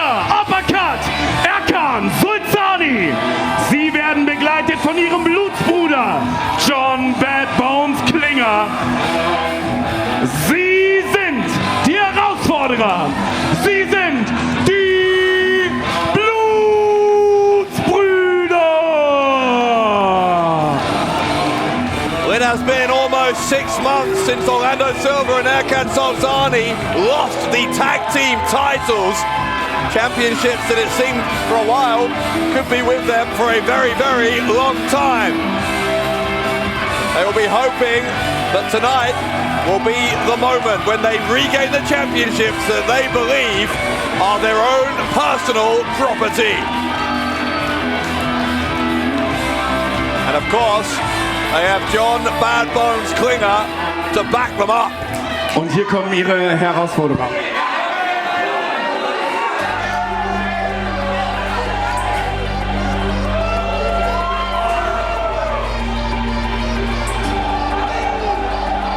Also kommt und spürt, wenn der Ring hier weht. Nehmt die Hände in die Luft für den Sieger, der steht. Mit einem Gesamtgewicht von 216 Kilogramm. Sie kommen aus Berlin. Zuerst Ronaldo Shaqiri. Sein Tag-Team-Partner Crazy Mike Chair. Zusammen sind sie die amtierenden German Wrestling Federation Tag Team Champions. Team Crazy Sexy. What an emotional moment it was last month at Legacy 26 when this team won the GWF Tag Team titles, a first ever championship here in the German Wrestling Federation for Ronaldo Shaqiri. Shaqiri was visibly moved by that major landmark moment in his career.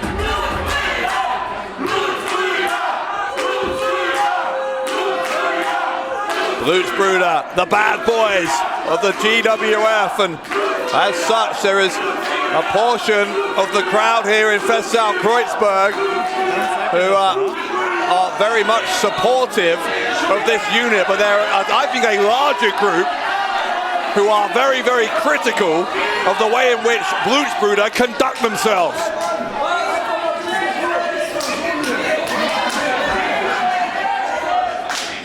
Of course, the way they behave comes from the top.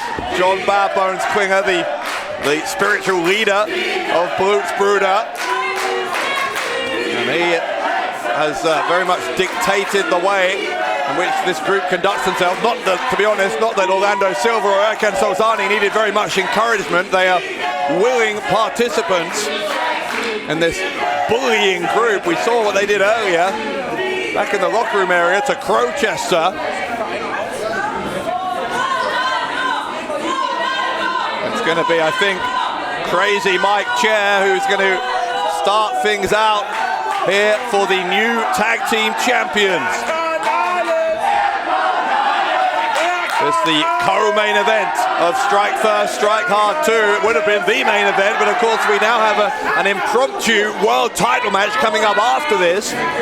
Axel Tischer going to defend against Marius Alani.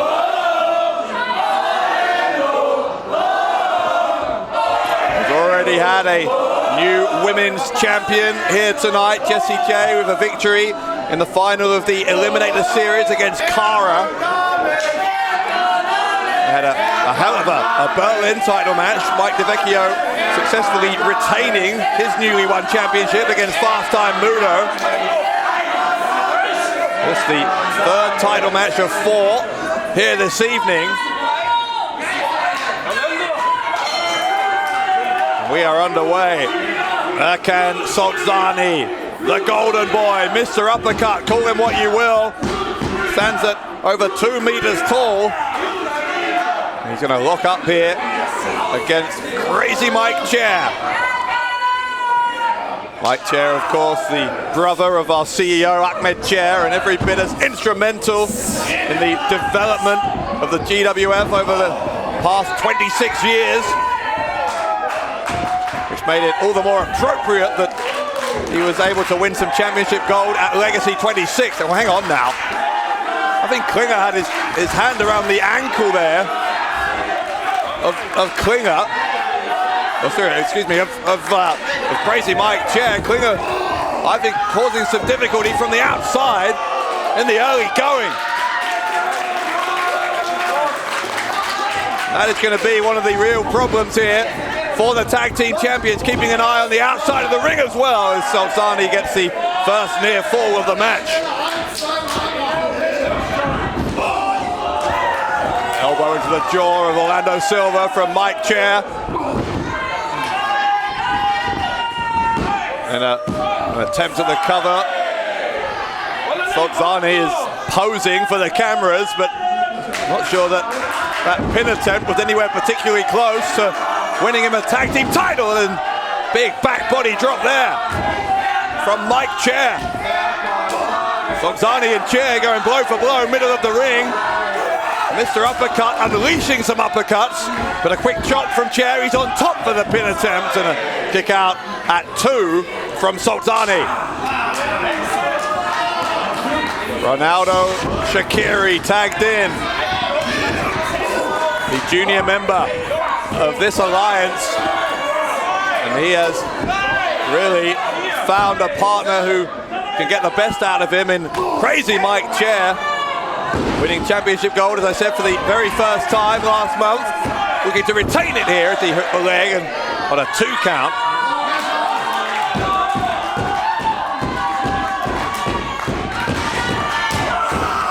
Big blow between the shoulder blades. Shaqiri an uppercut there, and I think that maybe has insulted Sulcani, who I believe he is the only one who should be unleashing those uppercuts. Shaqiri doesn't care, he's going after him with elbows. Here come more uppercuts though from Sulcani. Ronaldo Shaqiri in the Blutsbrüder corner. A bit of a hand gesture from Silva towards Mike Chair before he launched himself back at the other half of the tag team champions. Silva's the legal man, goes for the cover, and Ronaldo Shaqiri able to get that right shoulder up off the canvas.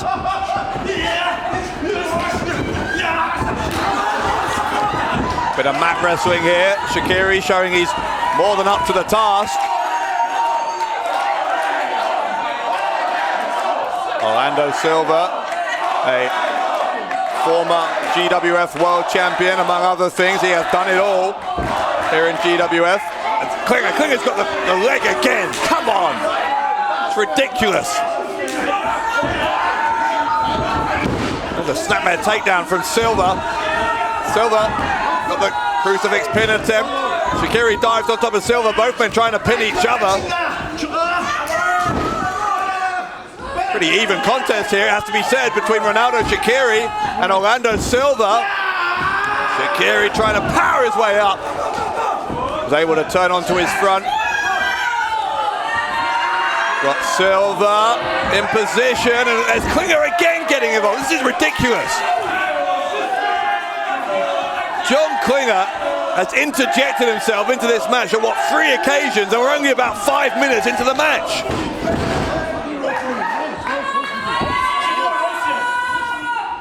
Shaqiri regaining the advantage here against Orlando Silva. The referee is warning John Klinger.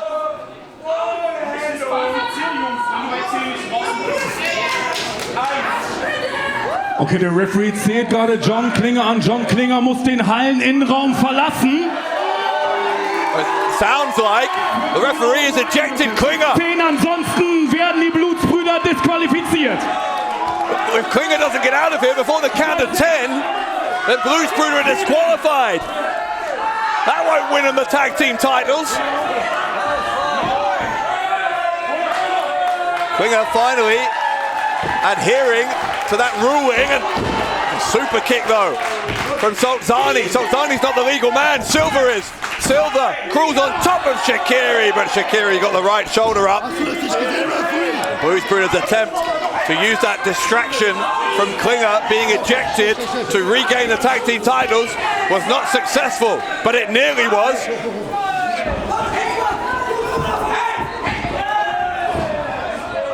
Sulcani's looking for the kick again. I think Mike Chair saved his tag team partner.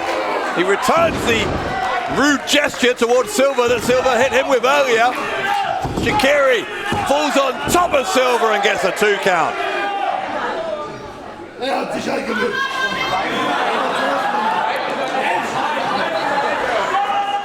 Ronaldo Shaqiri very quickly back on top here of Silver, but Silver fighting back. Here comes Shaqiri with an Uranagi to retain the tag team titles. No, but close. Orlando Silver, only just in the nick of time, got his shoulder up off the canvas. Ronaldo Shaqiri very, very close to retaining those newly won tag team titles on behalf of Team Crazy Sexy. The Samoan drop. Silver, where's he going here? From the bottom turnbuckle. Big splash, and will that do it? No.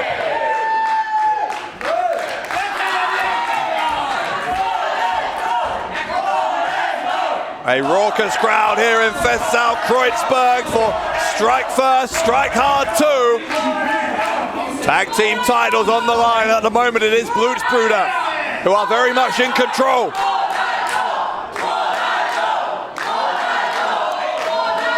Silver has got Shaqiri perched on that top turnbuckle. I think maybe looking for a superplex. Sulcani coming to his partner's aid after Shaqiri shoved Silver away. Crazy Mike Chair doesn't like what he's seeing. I'm not sure that's helped his partner though, because it's distracted the referee. Has bought Sulcani some more time. Well, remember, Sulcani's 2 meters tall. How high in the air would Shaqiri be lifted with this superplex? My God! What a superplex!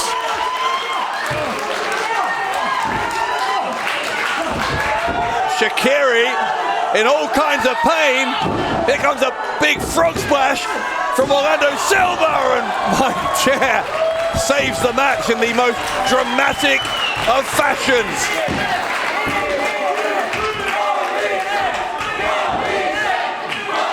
Double underhook into a power bomb. Mike Chair takes out Silver. Chair now, right hands and a clothesline on Erkan Sulcani. There's a super kick. Sulcani's so lethal with that super kick.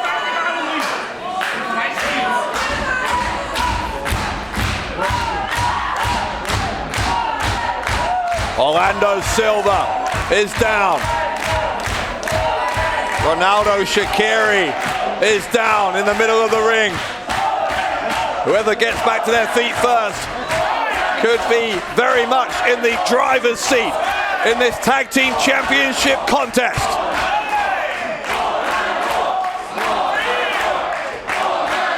Referee had a count on, but both men beat the count. A poke to the eye from Silver. Silver's going to send Shaqiri to the ropes. Shaqiri able to roll over the top. What's he doing here? It's shoved away. Leaping over. It's a kind of a destroyer from Shaqiri, and there's a spear. The spear from Shaqiri, and it's enough to retain the tag team Und damit die titles. Sieger in diesem Match und damit weiterhin amtierende German Wrestling Federation Tag Team Champions Mike Chair, Ronaldo Shaqiri, Team Crazy Sexy. Mike Chair, Ronaldo Shaqiri, Team Crazy Sexy, proving that just as they were able to win the tag team titles, tonight here in Berlin they were able to do something just as important, and that's proved they can hold on to those championships.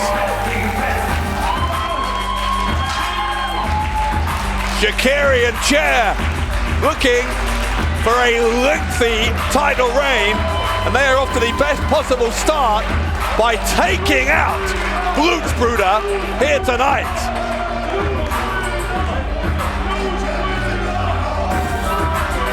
Celebration time for Team Crazy Sexy. Here at Strike First, Strike Hard 2. Berlin, noch mal einen großen Applaus für unsere Tag Team Champions, für die Sieger, für Mike Chair, für Ronaldo, Shaqiri, für Team Crazy Sexy.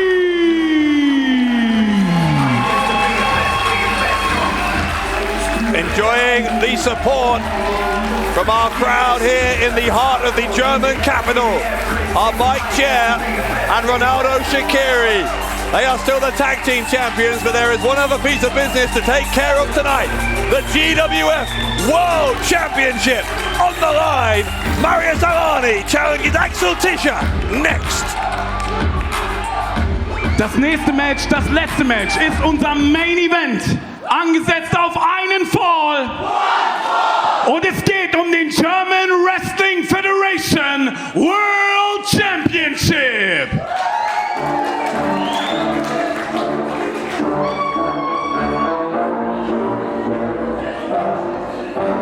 Yeah, I just wanna be the greatest. Everybody knows my name, shit. I'ma have this whole fucking playlist fitting with the same wit. And I'm gonna be famous. Ain't nobody able to delay this. Coming up, I had a vision to make it. Never wanted to be nothing, always wanted to be. He is known as the demigod. Marius has a storied rivalry with the GWF World Champion all across this country. And he is looking to win the latest chapter of that rivalry and walk out of Berlin tonight with the GWF Heavyweight Championship of the world.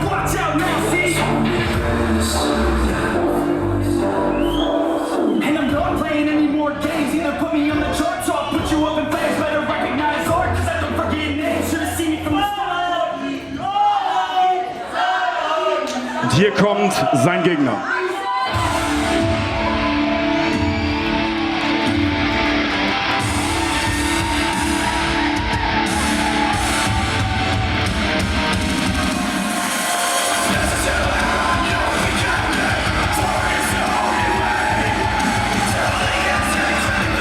The Axeman cometh, and with him comes the new GWF World Championship belt, unveiled earlier tonight by GWF CEO Ahmed Chair. What a championship belt it is, and it looks incredible around the waist of Axel Tischer. But will Tischer be leaving with it? Or will Alani take that championship here tonight in Berlin?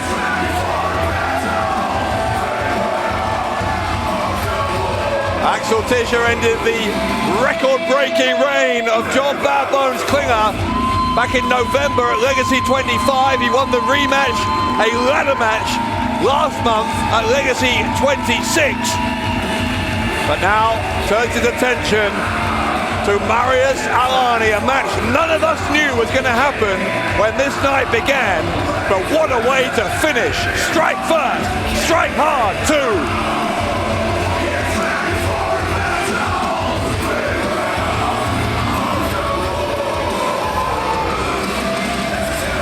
That's what it's all about.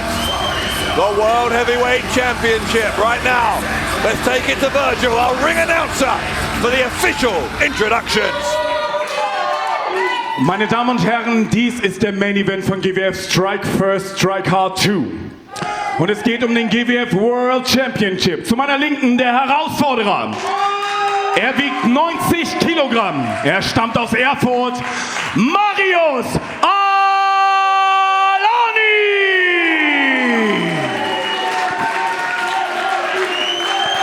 und sein Gegner, er wiegt 98 Kilogramm, stammt aus Dresden. Er ist der amtierende German Wrestling Federation World Champion. Er ist The X-Man, Axel Tischer!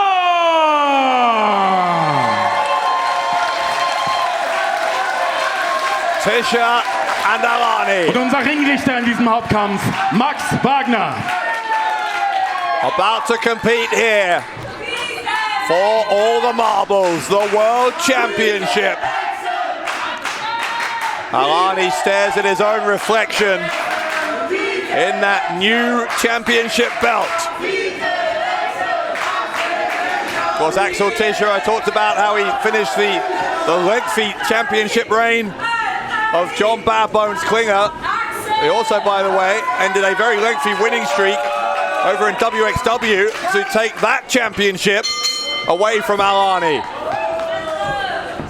So Alani, for all sorts of reasons, looking for payback here, would love nothing more than to get that payback by taking that treasured GWF World title away from Tischer on the very same night he was presented with that new belt. Grappling, jockeying for position here, Alani and Tischer in the opening moments. Tischer sweeps the leg. Now Alani's got a hold of his leg, trips him up. Alani, I think, trying to grab a hold of the ankle. Among the many weapons in the artillery of Marius Alani is a lethal ankle lock submission. Tischer knows that. That's what's fascinating about a match between these two, any match between these two, and especially with the stakes as high as this, that they know each other so very, very well. Each of them can potentially second guess the other.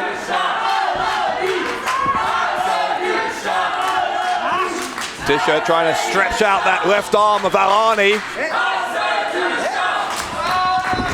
Able to force him down to the canvas. A master at joint manipulation is the Axeman. You know, we've talked about this before, but how impressive has it been to see Axel Tischer come back to the independent wrestling scene, particularly here in his native Germany, and to have all the success he's had in such a short period of time after returning.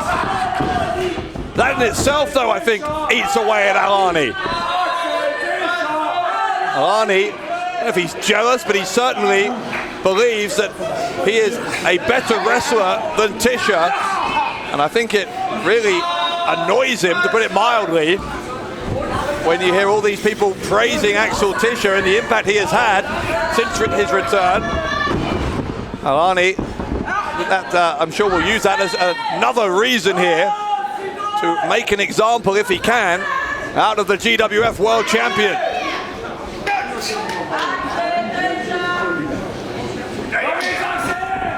Alani, though, rolled over onto his shoulders briefly. Regained his leverage before anything dramatic could happen as a result of that attempt at a counter from the champion.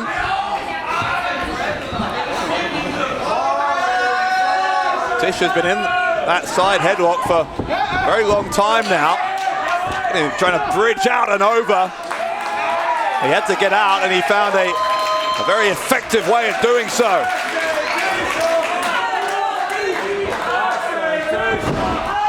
The neck locked up in that cravat position, and then a headlock takedown. Alani, though, head scissors to free himself from there. Another quick headlock takedown. Another attempt at the head scissors. Alani couldn't hook his leg around the head on that second occasion. Instead, he goes back to his feet, sends Tischer to the rope. Shoulder block from Tischer. Takes Alani down. Side press, goes for a cover, gets a 1 count, does the champion.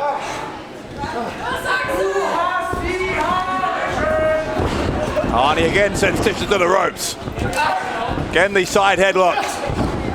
Alani standing drop kick. Great agility from the challenger.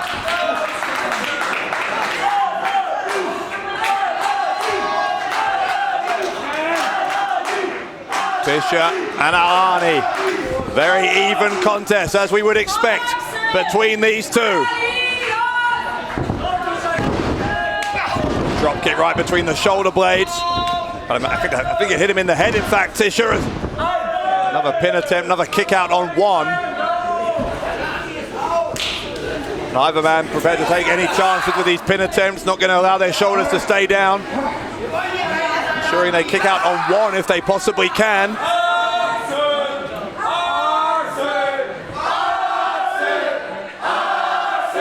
Great crowd tonight, as there always is here in Berlin. And remember, the next time we're with you here in Festsaal-Kreuzberg on the 27th of February for Global Warning 2022. Question at the moment, of course, is who's going to be the world champion come February 27th? If you want to join us for any of our future shows here in Festsaal-Kreuzberg, by the way, GWF-wrestling.com for all of your tickets and merchandise. As Tischer runs in, ducks the right hand there from Alani. Tischer ends up behind, looking for the German suplex on Alani. Roll through. A kick there from Alani as Tischer, I think, maybe a little bit too hasty in charging back in.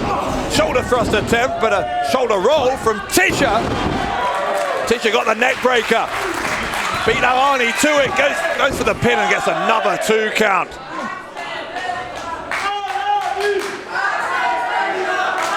Fast pace, high intensity here for the heavyweight championship of the world in our main event of Strike First, Strike Hard 2.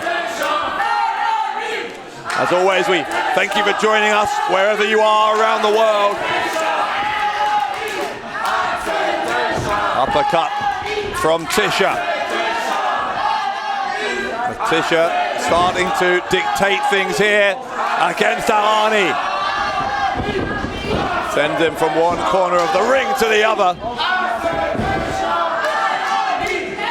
Throws him back into the middle because I think Axel Tischer may be looking to take to the skies here. Alani tried to knock him off his perch, but Tischer leaped out of the way, but he couldn't block the spinning heel kick. It's an overhead belly to belly from Alani. Alani, oh God, what a clothesline. What a clothesline from Alani. Alani may have done enough with the clothesline, and not quite. But I think that will be encouraging to Alani that he got as close as he did with that pin attempt right there. The self-proclaimed demigod, less than a quarter of a second away there from becoming the GWF World Champion.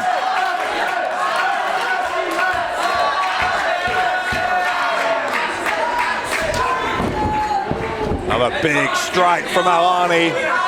He is a heavy hitter, no doubt about that. Alani now stalking the champion. Tischer looking vulnerable all of a sudden.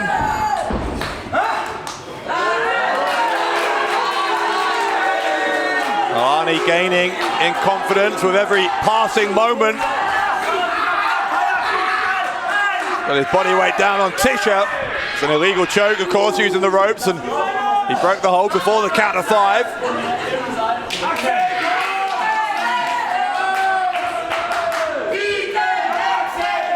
Alani now, again, just taking his time. He knows he has Tischer in a disadvantageous position from the champion's perspective. Here he comes, Alani again, trying to grab that left leg. Remember, he's going to be looking for that ankle lock. Missed with the enziguri attempt from Tischer. Both into the ropes. Leaping clothesline from the world champion.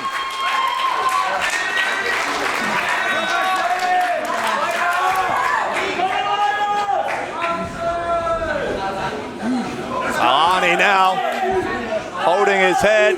Tischer has bought himself some time. Referee has started the count. I don't think it's going to get anywhere close to 10. Both men already up to their feet, just about. Tischer is, I think, in control now. Couple of uppercuts. Alani tries to block. Tischer just pulls him closer, nails him with the clothesline.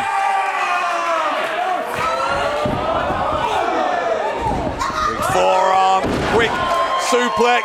And a nip up from the champion. Axel Tischer starting to look invincible here. The momentum of the champion continues with a leaping clothesline. Has the Axeman done enough to put away Alani? No, he hasn't. Not yet. Not yet.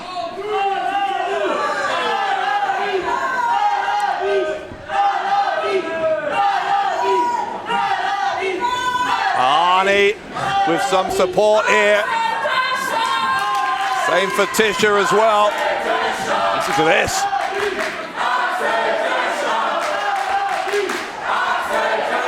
Tischer looking for the front face lock. What can he do from this position?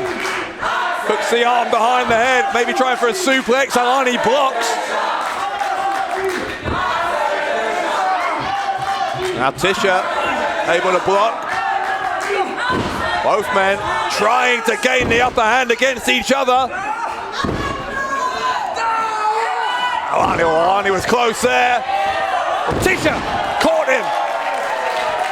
A twisting brainbuster from the Axeman.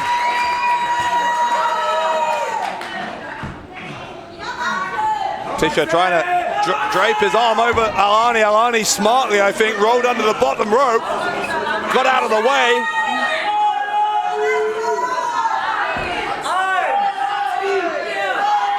He's still within reach of Tischer though, is Alani, and Tischer grabbing him. The challenger brought back to his feet, up on the apron. Swing, that one missed, but Alani able to hit the back of the head of Tischer.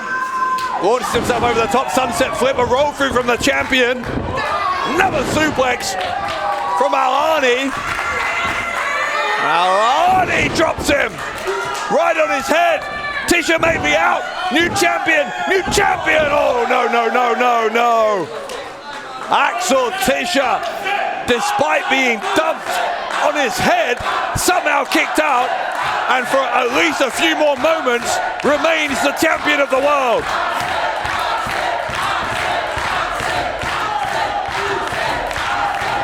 Oh, what an atmosphere. What an atmosphere here in Festsaal-Kreuzberg. Alani measuring Tischer. Charged in, Tischer moved. Tischer moved out of the way. That might have saved his title. Or maybe not. There's the boot from Alani. Alani Hurricane Rana. It's unusual to see that from Alani. He's pulling out all the stops here. Grabs the leg of Tischer. Oh, ran into the knee. He ran into the knee. Tischer, can he get him with the powerbomb? No, he can't. What a counter! A counter from Alani! Oh my goodness! Alani tried for another clothesline. Picks him up. Maybe you're going to look at that diamond driver there, but a double clothesline. Both men had the same idea at the same time. Alani, I think when he watches this back, will think that was a moment to win it. Of course, he won't care if he goes on to win this match anyway, and he might do. Referee has a count on here. Both men are down. It has been an exhausted effort from both of these two.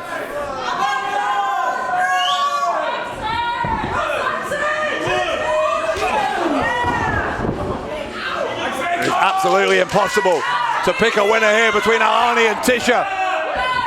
Both men out on their feet at this point. My word. Look at this.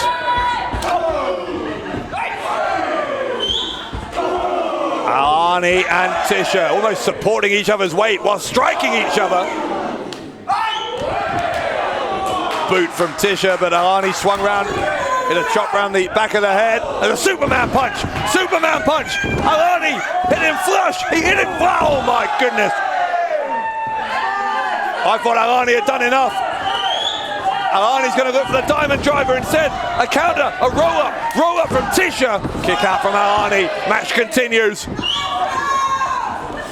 Tischer goes behind, German suplex with a bridge. Going to hold on for the cover. Will that be enough? No.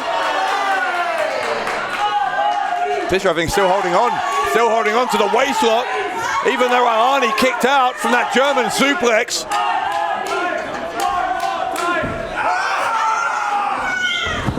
Alani, drop toe hold, ankle lock. Here we go, the ankle lock. Can he get it locked in?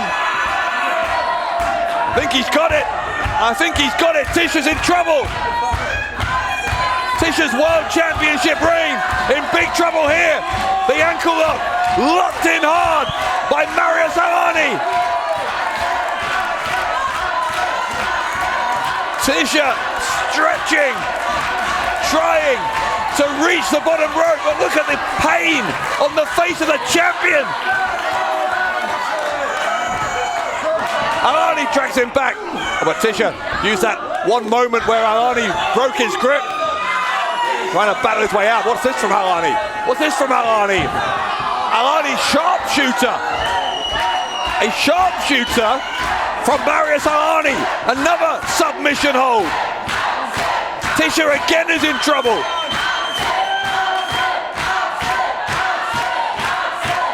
Crowd trying to will Axel Tischer towards the bottom rope.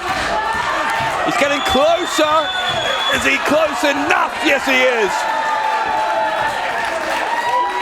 But how much combined damage has been done from the ankle lock and the sharpshooter?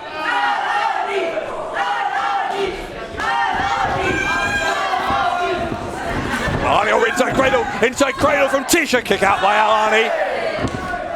Alani again goes straight for the ankle. Shaqiri this time nails Alani. And hang on. Oh no, wait, he's looking for the Liger bomb.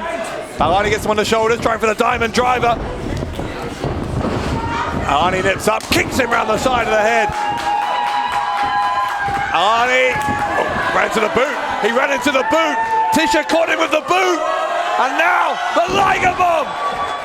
Tischer with the cover, and Axel Tischer is still your world champion. Und der Sieger in diesem Match und damit weiterhin German Wrestling Federation World Champion, the X-Men, Axel Tischer. What a battle! What a fight for the GWF World Heavyweight Championship. But Axel Tischer ultimately hits the Liger bomb and takes out Marius Alani here tonight to start his year in GWF.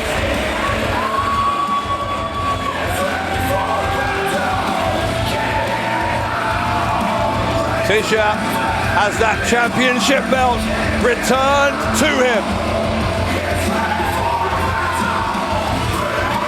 Berlin, dieser Champion hat den Applaus verdient, denn er ist euer Champion aus der GWF Wrestling Schule, der GWF World Champion, Axel Tischer. Tischer is victorious, and ultimately I think it was that kick moments before the Liger bomb that was the difference maker.